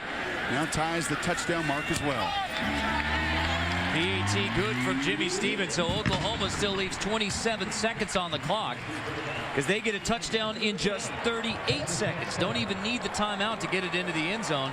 An Oklahoma team to talk offensively throughout the week about let's not settle for field goals. Let's not get stuffed at the goal line like we were against Texas A&M. Sooners are finishing drives against Texas Tech. Our Big 12 standings presented by Dr. Pepper shows Oklahoma State atop the Big 12 South, Texas at the bottom. Texas has not finished in sole possession of last place since 1956, Southwest Conference. And those two go at it tonight. Correct? Texas, do they have any chance? You live down in Austin, Carter. Do they have any chance to resurrect their season? You heard Mac Brown this morning on game day. Very intense interview with Tom Rinaldi. Has he lost his team? Is hard on his coaches? Do you get any sense living down there at Austin that they can turn things around tonight? Well, Oklahoma State's going to be a tough one. I mean, the Cowboys are rolling. The Cowboys are rolling. But, I mean, Texas is a very talented football team. There's talent all over the field for the long run. So you're saying there's a chance? I'm saying there's a chance. Short field, easy touchback. Red 27 seconds. Now, I'll tell you what, with a Mike Leach team, you know you'd see them come out firing that ball, trying to score. I don't know what's going to happen here with the Tommy Tuberville coach team. You know, I'm a little surprised at this. I thought that Oklahoma would get it going, as they've done all season long. Every time they have faced adversity, they've come off a loss and really responded. And offensively, outside of 2 drives, they've been just about spot on. But their defense today is really taking it upon themselves at home. And Texas Tech, I'm surprised at this point, just 7 points on the board.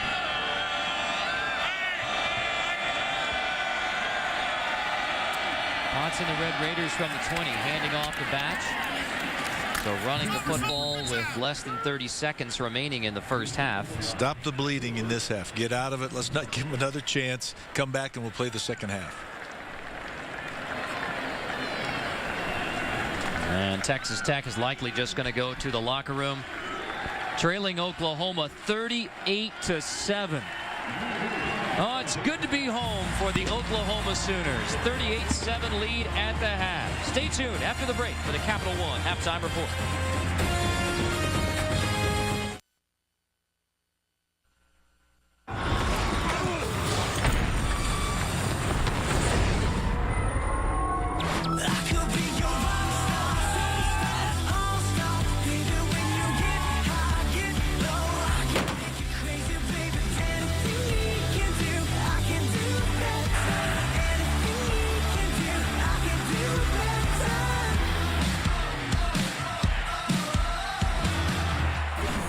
In Norman, Oklahoma on Senior Day. Oklahoma has not lost here since 2005. A 38-7 lead on Texas Tech at the half. I'm Carter Blackburn with former Oregon head coach Mike Bellotti, former Washington quarterback Brock Heward. It is rapid fire football in the Big 12 South. Already 84 plays from scrimmage. The mantra for Oklahoma was finish, get in the end zone. They did it 5 times in the first half. And 377 yards offensively. If you're Oklahoma on Senior Day, this is about as perfect a script as you could write. But they're really happy too, because that 377 yards translated to 38 points. Right. So a point for almost every 10 yards, which is what they want in the long scheme. Well, Oklahoma has been much better at home. They have been much better offensively at home, and that continues today, getting ready for the start of the second half. So 38-7 right now. If you're Tommy Tuberville and Texas Tech, what are you talking about in that locker room?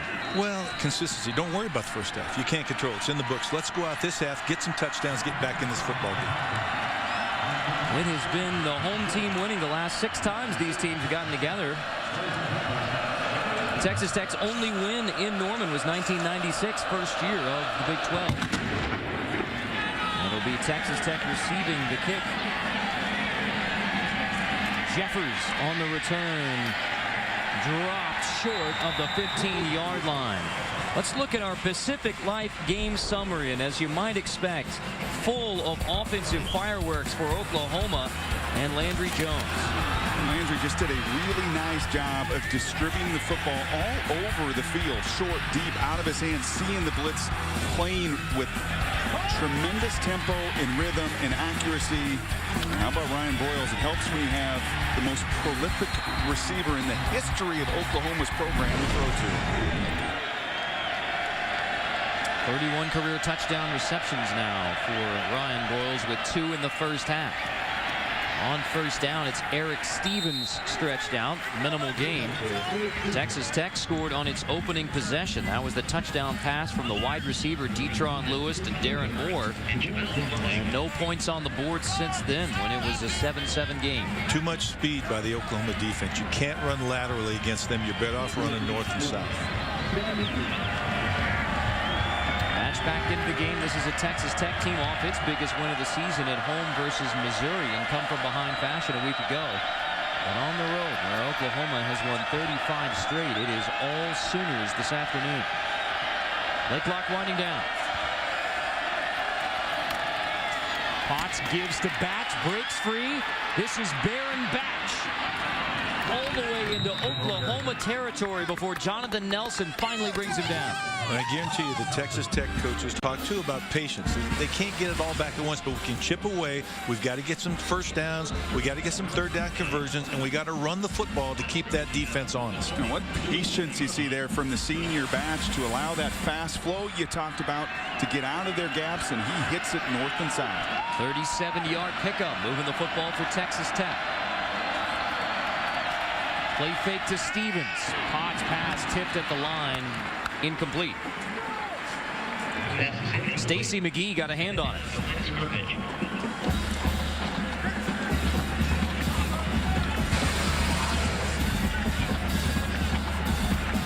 You actually look at the very active defensive end, Jeremy Beal, 2.5 tackles for loss, a sack and a half as well. He passes now in second place all time at Oklahoma in tackles for loss.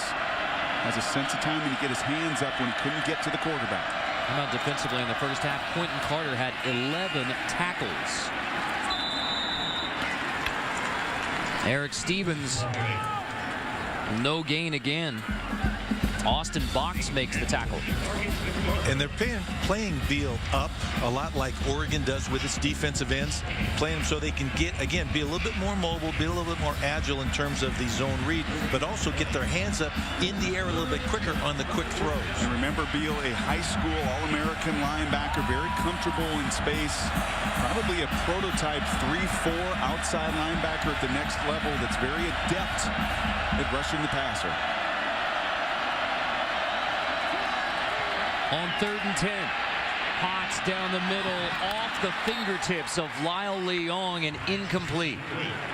And he's their big play guy. He's got the most touchdowns this year. He's the home run threat, averaging the most per reception. But again, just can't hook up here. See the deep crossing route. He buys time, steps up in the pocket. Just a little bit overthrown, and that would have been a big play otherwise. Just a number of occasions today, just a little bit off. And we've seen some fantastic receptions by these Red Raider receivers. But Neil Brown was exactly right going into this game, talking to us, saying Taylor Potts has to be sharp. Cannot miss if we have a chance to move the chains. He has not been, and that's 7 points this afternoon. Coors punt bounces to the 16. This week on ESPN's Monday Night Football, Donovan McNabb and the Washington Redskins host NFC East rival Philadelphia. Eagles-Redskins, 8:30 Eastern. Coverage begins 7 Eastern with Monday Night Countdown served by Applebee's. Will Donovan McNabb get to quarterback his football team for 4 quarters? That's an interesting matchup. Right, yeah, you're right. Coach. The 0 interceptions versus the 8. That's amazing. I'll tell you what. Maybe there was good reason for them to make that trade. About more passing yards for Donovan McNabb.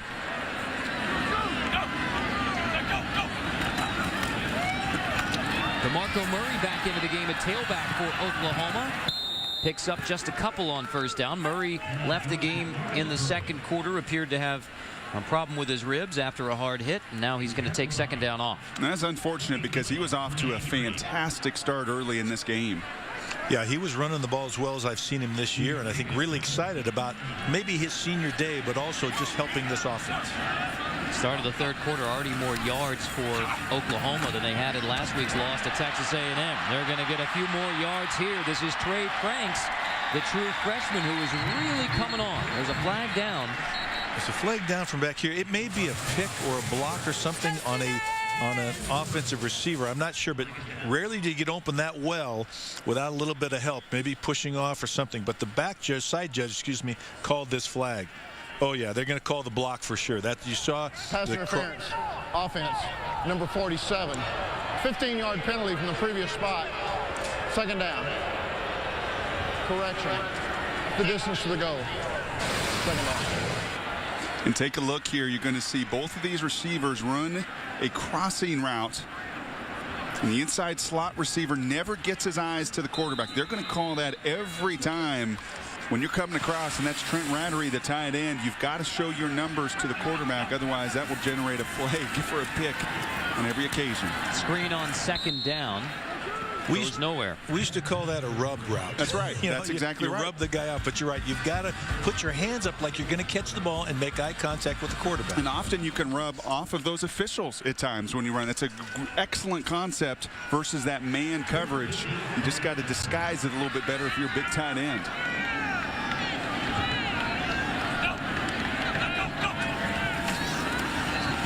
On 3rd and 15, Landry Jones steps up. Now he's going to have to run it, crossing the line of scrimmage. Landry Jones gets a nice block on the outside to make that one pretty interesting. And maybe a late hit too on the sideline. I tell you, nice job by Landry because he went up the field, he cut out, he showed speed getting around the edge, and then could have gone out of bounds, but got close to the first down. I believe it was Trent Rattery, the former walk-on tight end, who makes the block on the edge. The runner was going north-south. And you hear the referees say there, the runner's still going north to south. Well, and the defender avoided the collision, too. I agree totally. That flag should be picked up. So Texas Tech gets a 3-and-out on the first possession for Oklahoma in the second half. Oklahoma scored on its first 5 possessions of the first half. 4 touchdowns and a field goal.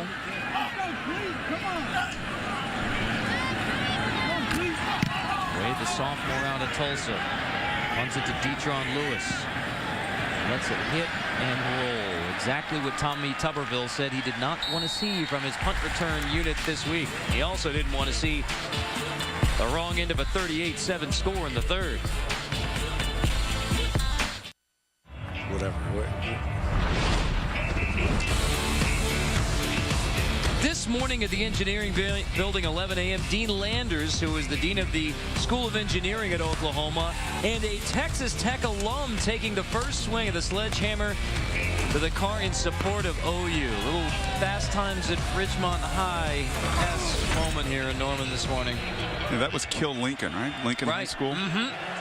This time it was Wreckham Tech. That's one of the Red Raiders' big rallying cries, Wreckham Tech. So Oklahoma, I guess, turned the wreck right back. I've used a sledgehammer before, but they didn't call me to do a guest appearance in that one. I don't know why. Here's a good shot of Mark Mangino. What a fun story we heard yesterday, didn't we? From Brent Venables talking about when Mangino and Leach were on staff here at Oklahoma. Mangino was the run game coordinator, and he'd say to Leach, how about this? We're going to run the power, is what he said. Yeah. And Leach said what? That's fine, but I'm calling the plays, and you can say whatever you want. I'm the one dialing them up, and there will be no power in the run game. Potts pressured on 2nd and 8, and he is dropped. I think there was no run game in the plan. That's what it was. Bryce Macon gets the sack. Senior from Corpus Christi forcing Texas Tech into 3rd and long. And how about the defensive start from both the Red Raiders and the Sooners after there were 45 points on the board in the first half? Remember, Oklahoma has challenged itself to finish, and to finish the 4th quarter and finish in the red zone. And again, I'm not sure they've done any of that yet. Trying to finish this defensive stop. 3rd and 13. Potts, long drop, delayed blitz. He tries to throw it to Batch, incomplete. We check in with Robert. All right, Carter, Ohio State has come back. We'll get to that score momentarily, but meantime, TCU has scored 34 unanswered points, and they lead San Diego State 34-14 at the break. Ohio State has just gotten a pick 6. They've come back to claim the lead 17-14 at home against Penn State. How about TCU take that? Horned Frog haters. TCU's done that this year. They were in a close game with Oregon State early in the season and just ran away from them in the second half, put the ball away, and they do it with defense and running game. Well, it's a good thing they are, because Notre Dame is putting it to Utah, and that does not help TCU after their big win a week ago. OU football up 31. Come back to Norman.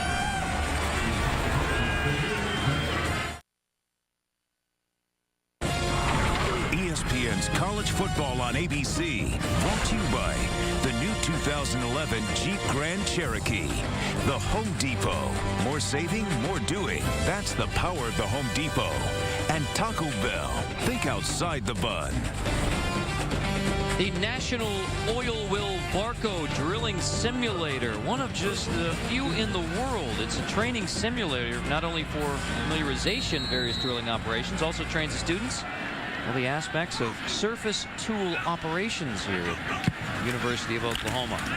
Toss to Finch on first down, trying to get the corner. The true freshman is popped at the 50 by Cody Davis, the left safety. Great job by the Texas Tech defense right there. Again, this is a misdirection play, and that they didn't bite on it. They were out there. They had 2 guys outside, and again, great hit to loss of 5 yards on the play. Not the way you want to start a drive.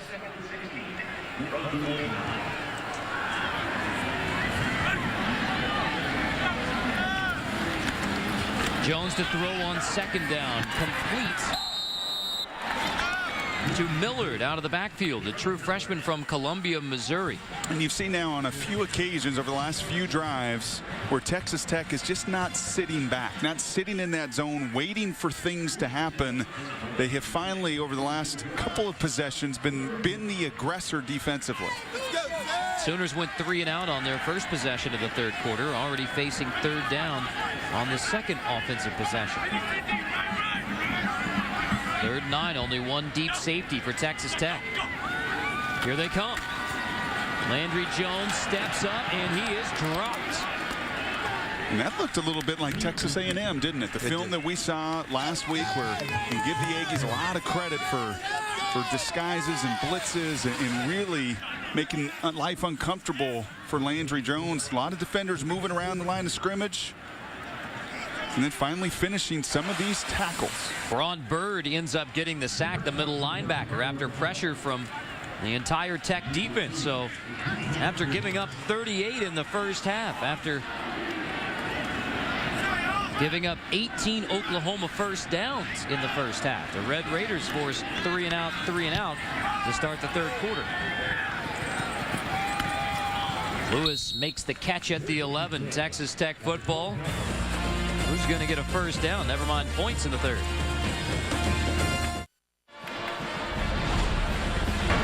The legendary voice of the Sooners, Bob Berry, is retiring at the end of this men's basketball season. This is his last home football game. 50 years sports broadcasting, so the Oklahoma band spelling out thanks, Bob. They announced that the Oklahoma radio booth will be called the Bob Berry Radio Booth. We are now, gentlemen, on the Bob Berry broadcast level of the press box here. Really nice scene. 50 years is a long time. I almost know that because I'm almost there. So.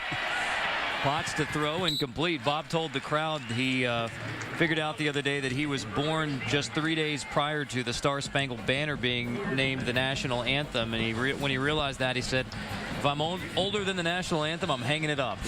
But still a men's basketball season ahead for Bob Berry. Yeah, here we are, right on the Bob Berry broadcast level.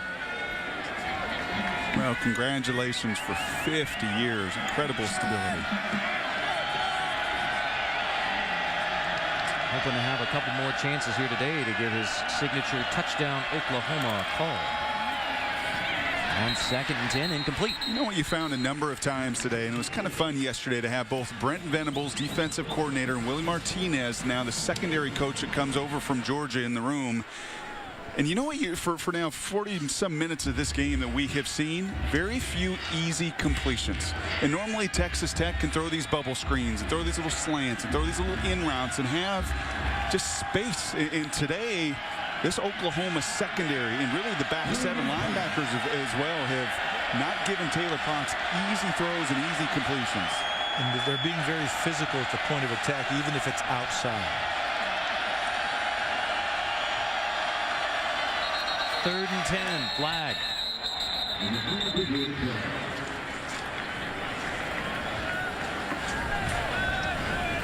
Delay a game, offense, number 12. 5-yard penalty. Well, it cracks me up when they call it on the quarterback, number 12. It could be the center. They may have been changing protections at the line of scrimmage. And again, either the center sometimes is watching the clock, say, I'm going to snap it anyway, so you better be ready. You know, and Brent Venables, to add final point to that, talked about Willie Martinez getting these cornerbacks to realize the why.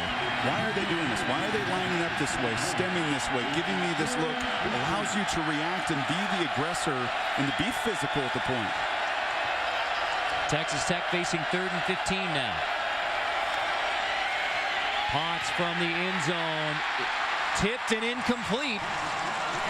McFarland got a hand on it. That is big Jamarcus McFarland, the sophomore from Lufkin, Texas. Knocking the pass down. Texas Tech goes 3 and out. 3rd and extra long situations. How many times do you see line games up front, Coach? Almost every time, because you don't want just pure straight rush. But this is a great job of coming all the way around the outside and dropping that center of gravity to run that hoop, as we call it, which they practice every day.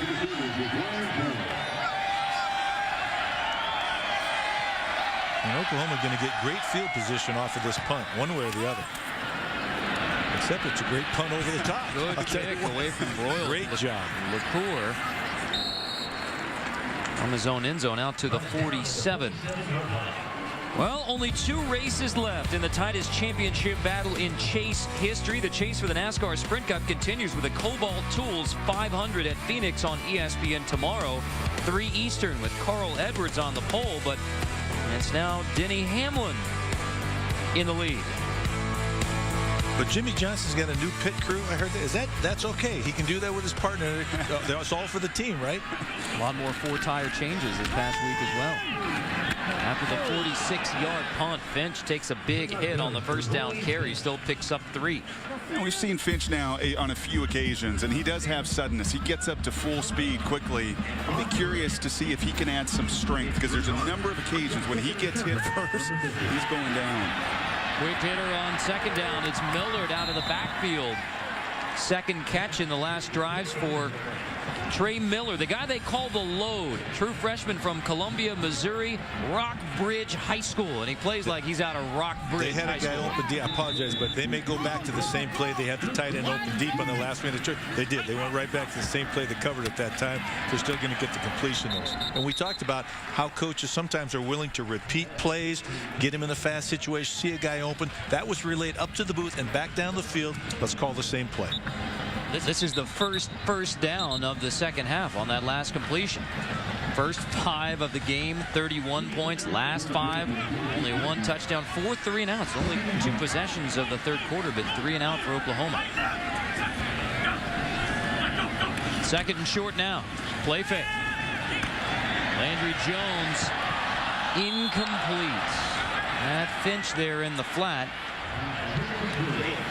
A little too much pressure, couldn't set his feet, didn't get much on this throw, underthrew it. And again, when the back is running directly away from him, he's got no chance to adjust his route to come back to the ball. And you saw the eyes deep down the field. Usually Landry's got a pretty good awareness of the clock in his head. That time he's trying to hit that big play down the field. To your point, if you can get that ball out there just a little bit quicker, you give yourself a chance. Landry Jones still 21 for 28, 309 yards, 4 touchdown passes. 3rd and short here. Finch cuts it back. And off for an Oklahoma first down to the 21. Trey Porter makes the stop.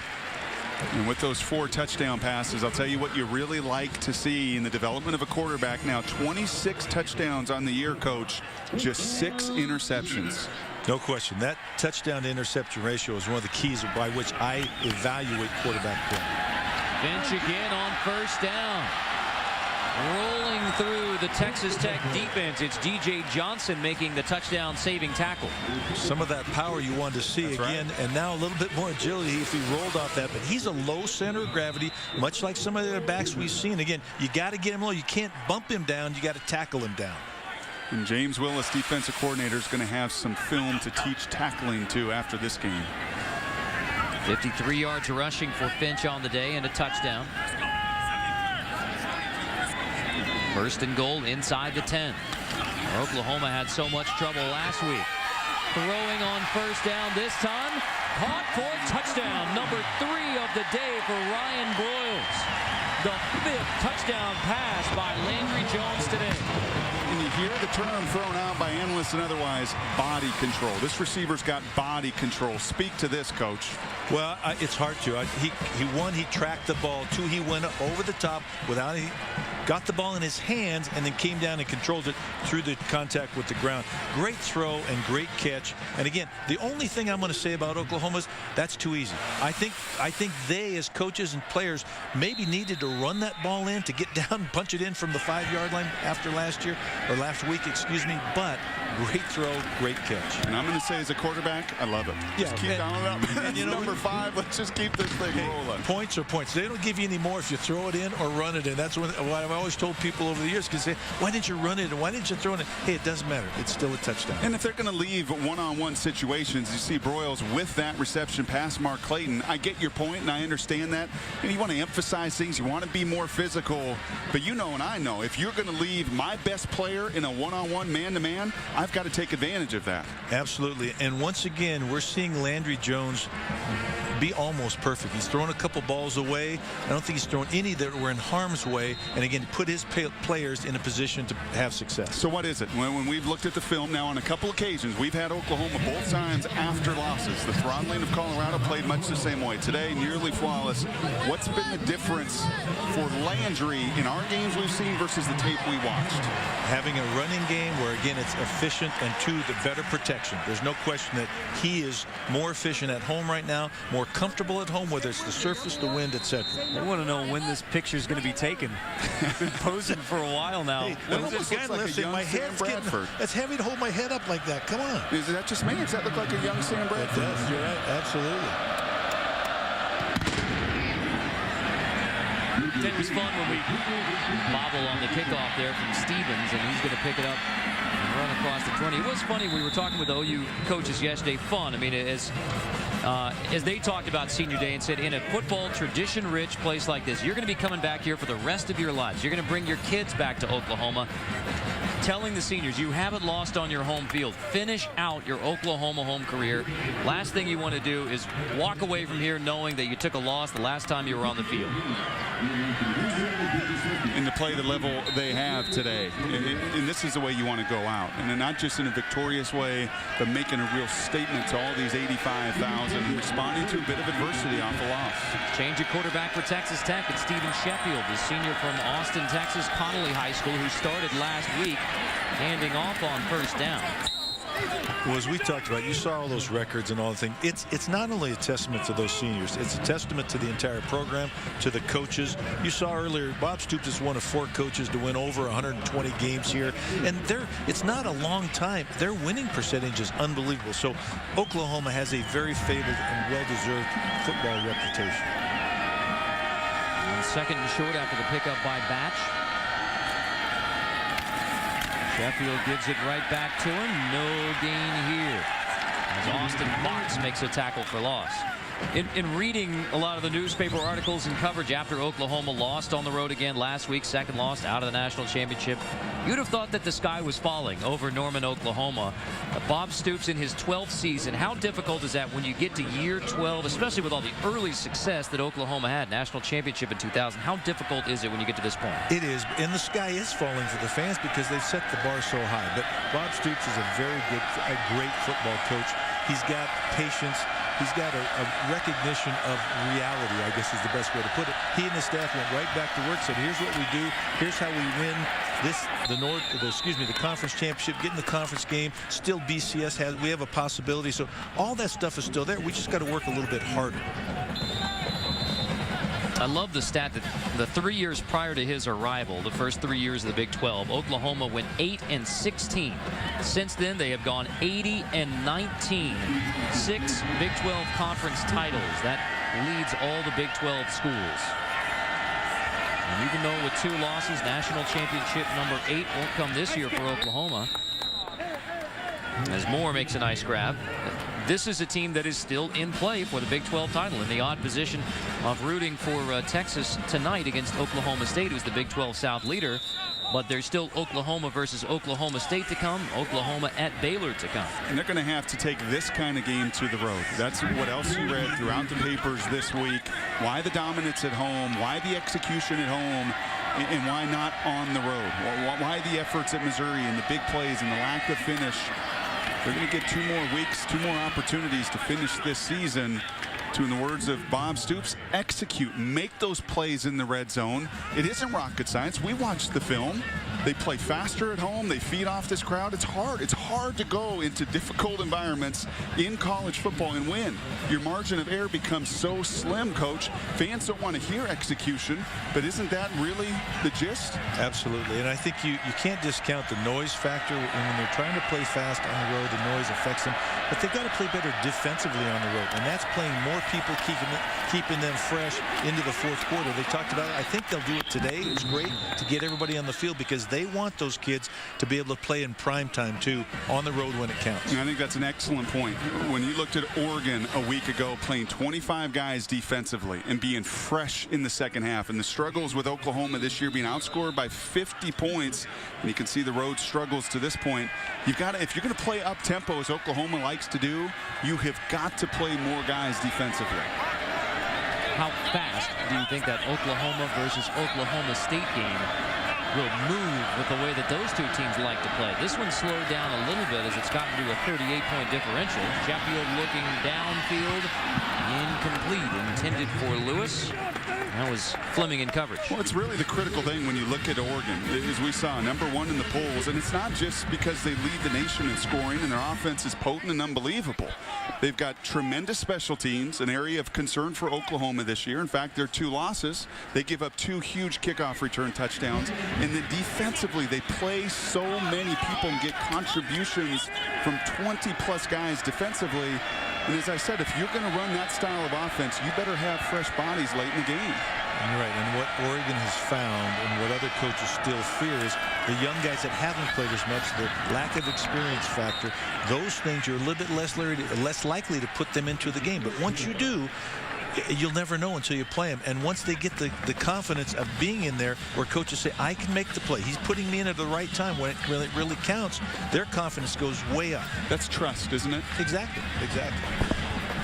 Well, Bob Stoops, so much of the question about Oklahoma was how come you 3 times were inside your opponent's 4 and came away with 0 points last week at Texas A&M. He said my biggest concern coming away from that game was the fact we keep giving up fourth quarter scoring and fourth quarter big plays. Texas A&M had touchdowns at 23 and 64 in the 4th last week. But the OU defense is still playing solid as we near the end of the 3rd here, forcing the incompletion and the punt from Tech. And you see the OU defense is clued in today. They know where the ball is going. They're getting the pressure in there. They're still covering the safety valves, so the quarterback has really nowhere to go with the ball. That's right. This is the 8th best passing offense in America in Texas Tech. They're still putting it over 300 yards a game, 21st at 438 yards a game.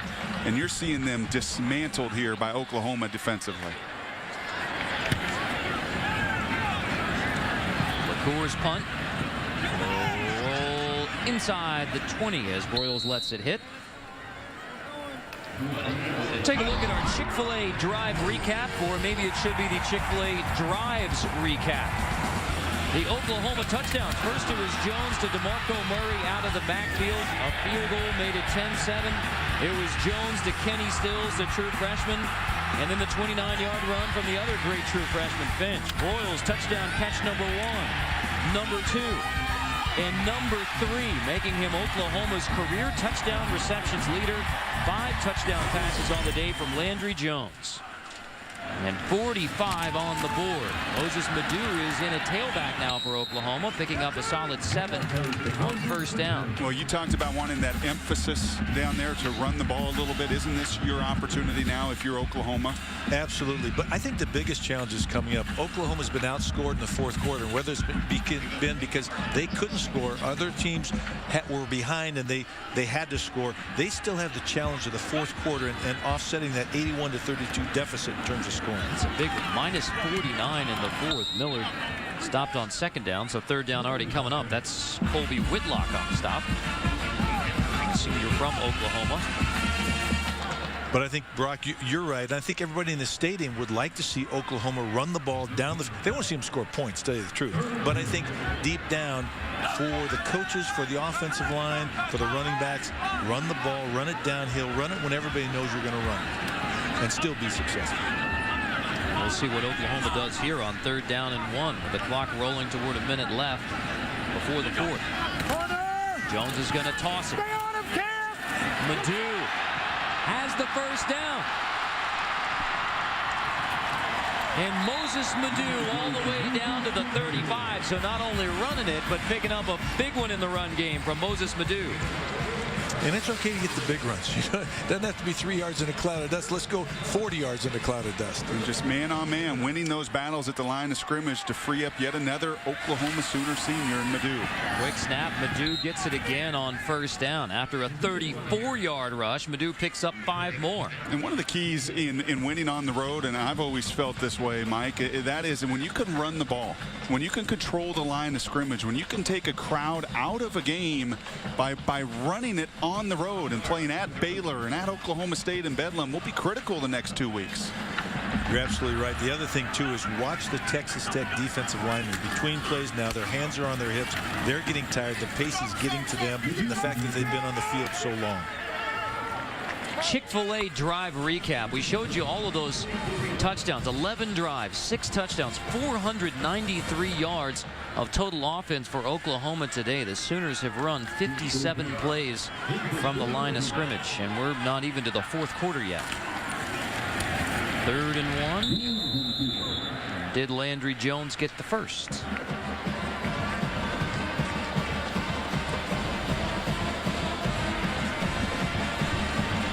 Well, suffice it to say, I think Tommy Tuberville, a defensive-minded guy, has got quite a bit of work to do in Lubbock to get that emphasis defensively.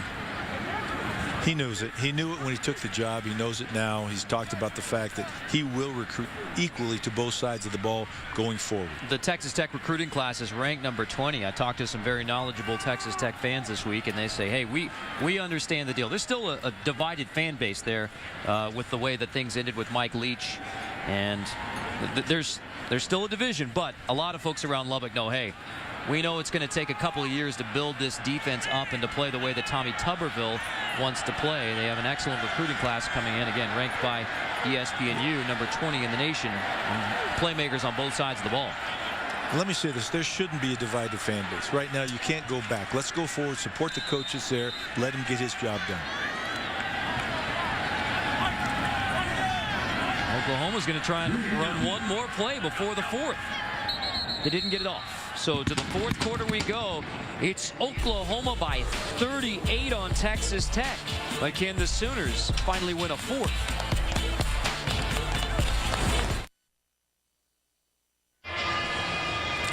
In Norman, Oklahoma, it is the Sooners 45, the Texas Tech Red Raiders 7. Carter Blackburn with Brock Heward and the man who's been making headlines, Mike Bellotti, former Oregon head coach. The Denver Post, it's all over the wires now, reporting that you have spoken with Colorado about their vacant head coaching job. What is the status?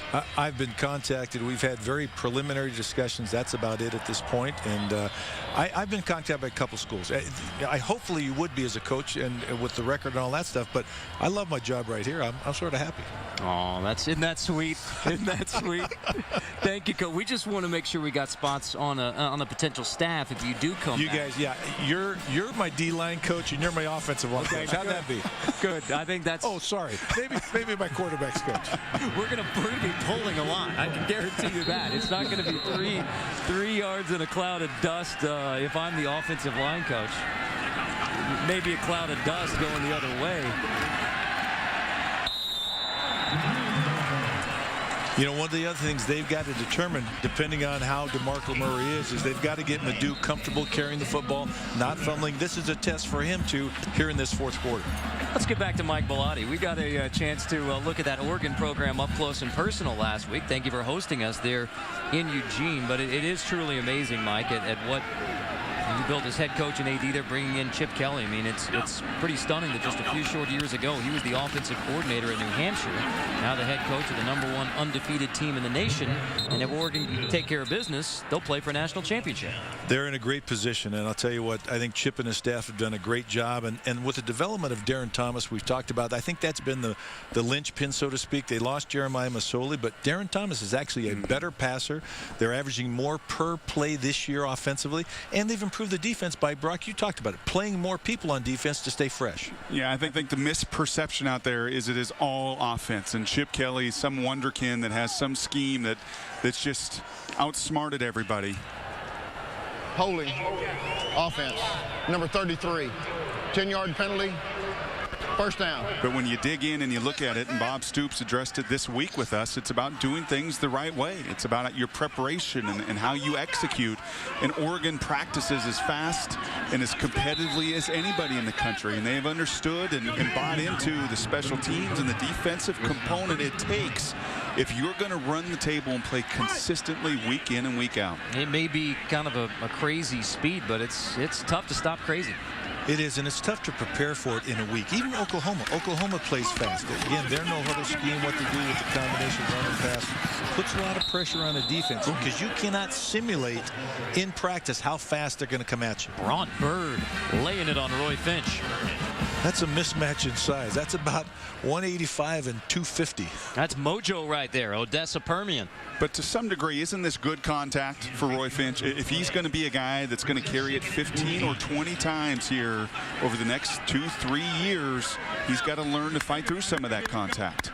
And also to protect himself at the end of a play, to know when to get down to protect your body.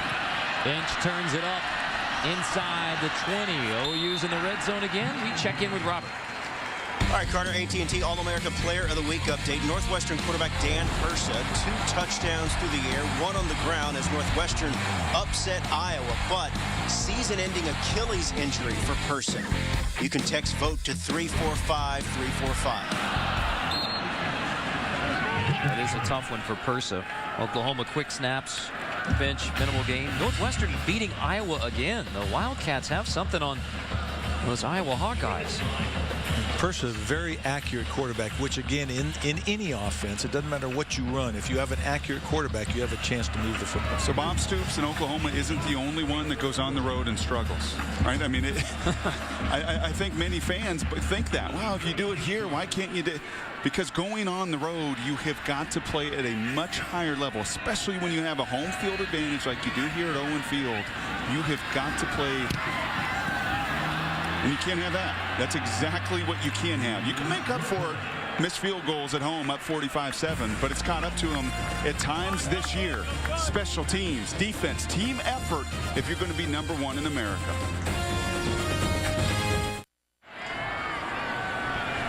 The sun sets on a Sooner Saturday with Oklahoma up 45-7 on the Texas Tech Red Raiders. Taylor Potts back at quarterback for Tech.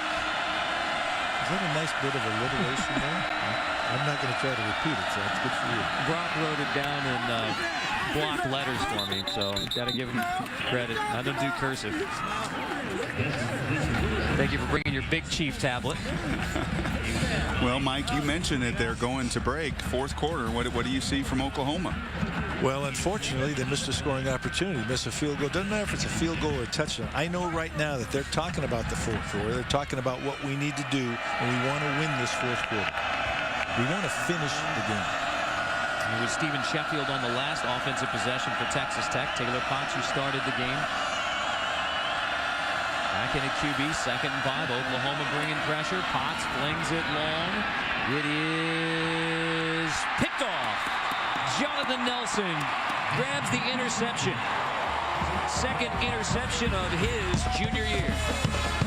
And I tell you what, that's a great way to start it right there, to make up for it, because one of the things they talked about was maybe their defense got tired in the 4th quarter because of playing too many guys. But the reality is that play can jumpstart the entire team.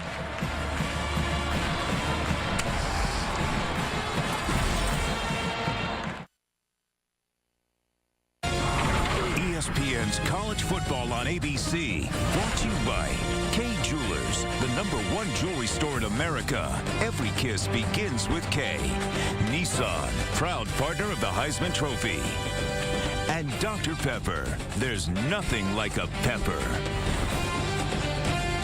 2nd time in 3 weeks, our outstanding crew has had the pleasure of coming to Norman, Oklahoma. Producer Jim Zaroli, director Michael Ireland, our booth crew, Ryan Coffer, Danielle Cody, Lane Zeben, Don Majola. Here from Norman, Oklahoma.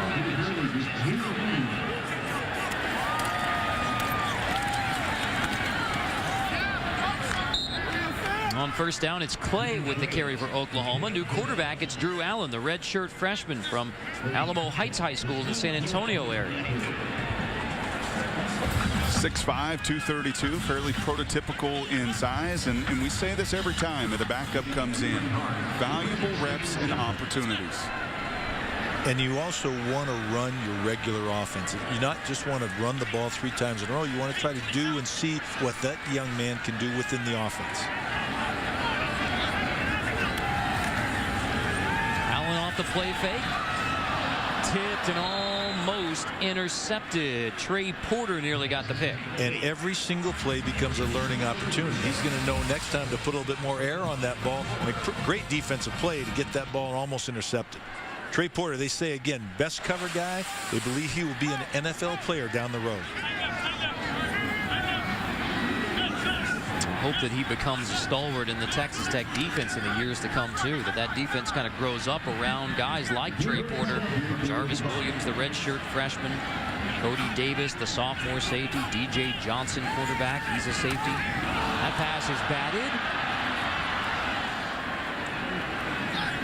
Is it picked off? I believe Clay comes back down with the football, and he does.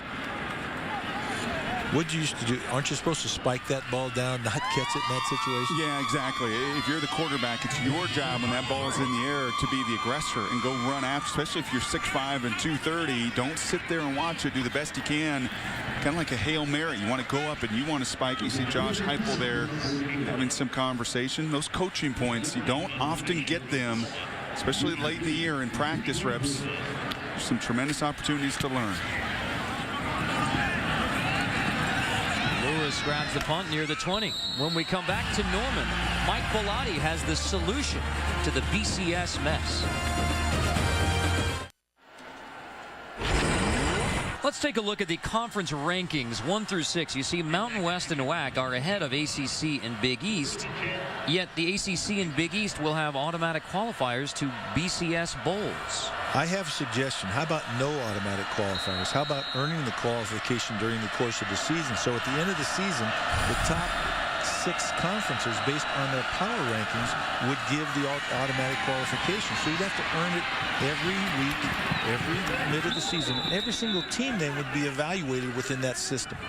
Yeah, it's not based on anything you've done in the past. It's not based on what your helmet is and your uniform and the tradition. It's based on your performance week in and week out. And conference commissioners probably don't want to hear that. They want the automatic qualification, but certainly that would solve some of the debate across the nation. And again, it's not a playoff, but it certainly would earn the right to qualify for the BCS games. There's only one ACC team in the top 25. That's Virginia Tech. there are no Big East teams in the top 25.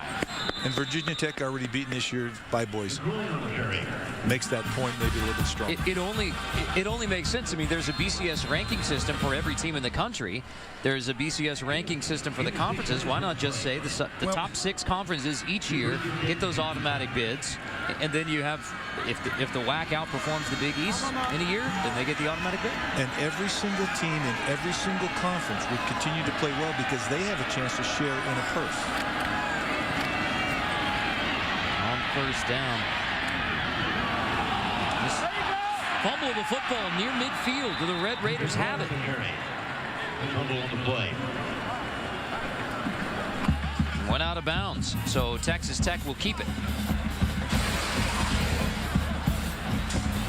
Ball in the wrong hand. It comes out right there, I think, and it's actually kicked right at the back. You can't see it. Came out early within that tackle. And you want to try to get the running backs again to put the ball in the outside arm away from the defenders.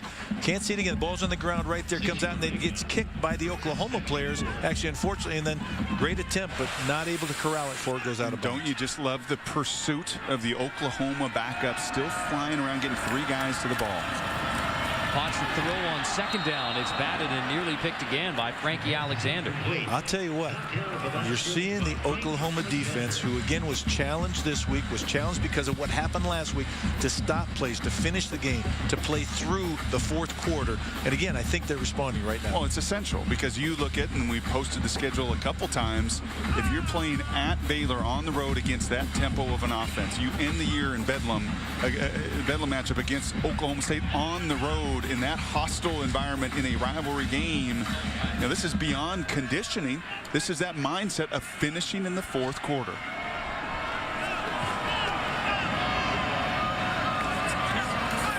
Watch the throw on third down. Over the middle, complete. Torres makes the grab for a Texas Tech first down. Flag down. And that's going to be a late hit flying in after Torres is on the ground, I believe, against Oklahoma.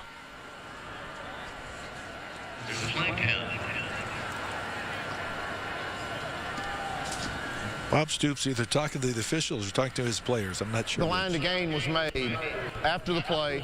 Personal foul, unnecessary roughness. Offense number 68. That's a 15-yard penalty. It'll be 1st and 10. That's going to be backup Terry McDaniel coming in here, 68. Yeah, and that's sweet. We saw the earlier cheap shot to the knees. Well, that's not quite as flagrant to the back, but still an obvious call. After the whistle, you can't go hit defenseless players in the back. See the number 7 Texas Tech penalties, 90 yards against the Red Raiders. So first down and 10. Eric Stevens gets a few and gets a few more. Just keeps fighting for a first down. Let's look at our All-State Good Hands play of the game. Maybe the All-State Good Hand play of the game. This one-handed grab by Detron Lewis. That's a slam dunk right there. That is flat out one of the best catches I've seen this year in terms of just concentration, reach out and snag it. Kind of looked like an old Texas Tech Red Raider by the name of Crabtree. And I remember him making those plays look rather easy in his career. McRoy on first down, picks up 5. This is Ben McRoy, now a tailback, true freshman from Lakeland High School in Lakeland, Florida. You know, we talk about the coaching situation with you, Mike, at Colorado and otherwise for Tommy Tuberville. I mean, what kind of, when you come into this situation, you know, some of the divisiveness that Carter addressed and talked about, you come in as a defensive-minded guy where you've got to change so much of the philosophy. What's the timetable to turn that around?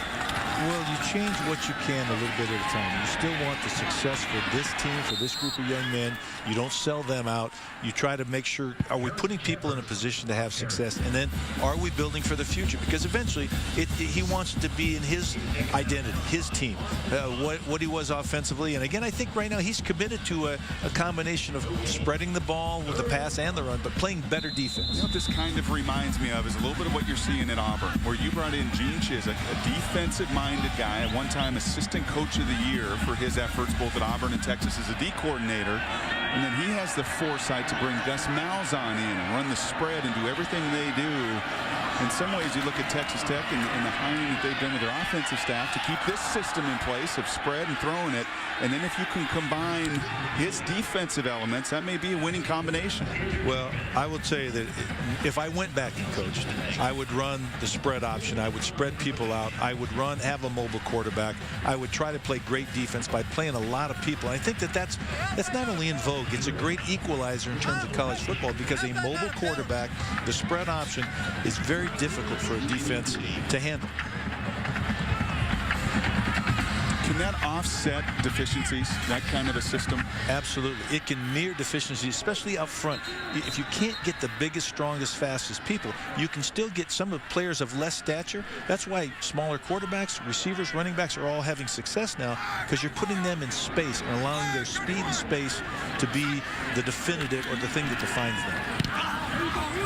Donnie Corona getting some punting duties here, and he gets off a good one. Broyles makes the catch inside the 5. So Corona, who is the kickoff man, long distance field goal kicker, hangs one up there back at the Sooners' back.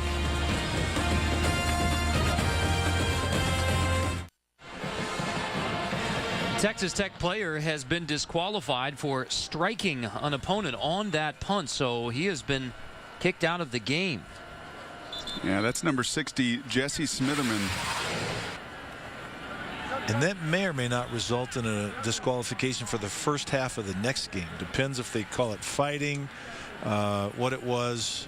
When you're DQ'd or disqualified, as I said, if it's in the second half, I think, again, and it could be up to the conference. Well, we've seen 2 plays now, and I called it out on the other side with Jarvis Jenkins and the shot to the knee. And I'll say the same thing there. There's just simply no place for a cheap shot of that nature, and totally agree with kicking him out of this game. Yeah, it's absolutely unnecessary, and I guarantee you, neither coach ever coaches that. It's more frustration on the part of the player. Nice run from Adu on first down. Our Pacific Life game summary.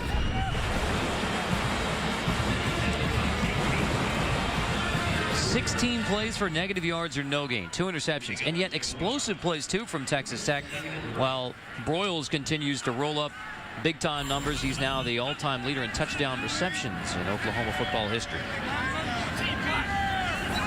Broyles is absolutely amazing. I will just say that it's hard to cover him, even though you know you're trying to. Whenever he gets single coverage, they seem to be able to find him.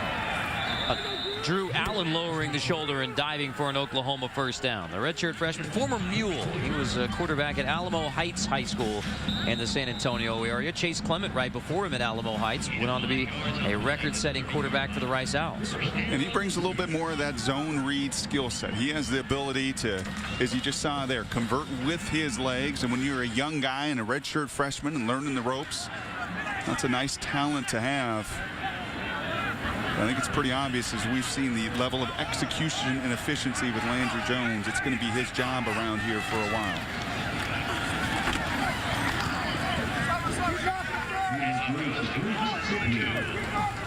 And Drew Allen is about 15 pounds heavier than Landry Jones, so a little bit. I think they're more comfortable letting him run the ball when he wants to. Good to see Moses Badu get positive carries tonight, because obviously they're going to need him down the stretch run. I'm going to be real curious to watch Landry Jones here over the next 2 weeks, and his numbers at home and away are startling. And when you add today's efforts and 5 more touchdown passes, I know everybody wants to always put it on the quarterback, and it's not all Landry Jones. It's run game, it's defense, it's many components.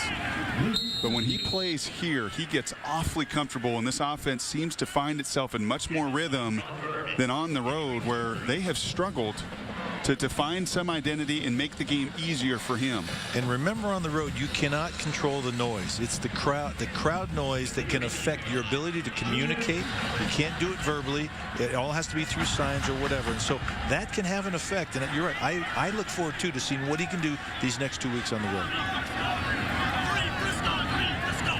That'll be at Baylor and at Oklahoma State in the Bedlam game. First down, Oklahoma. Millard picks it up. Catch ABC's Detroit 1-8-7 Tuesday, 10-9 Central. Great Cops made in Detroit, starring Michael Imperioli and James McDaniel. When it's your hometown, everything is personal. Detroit 1-8-7 Tuesday, 10-9 Central, ABC.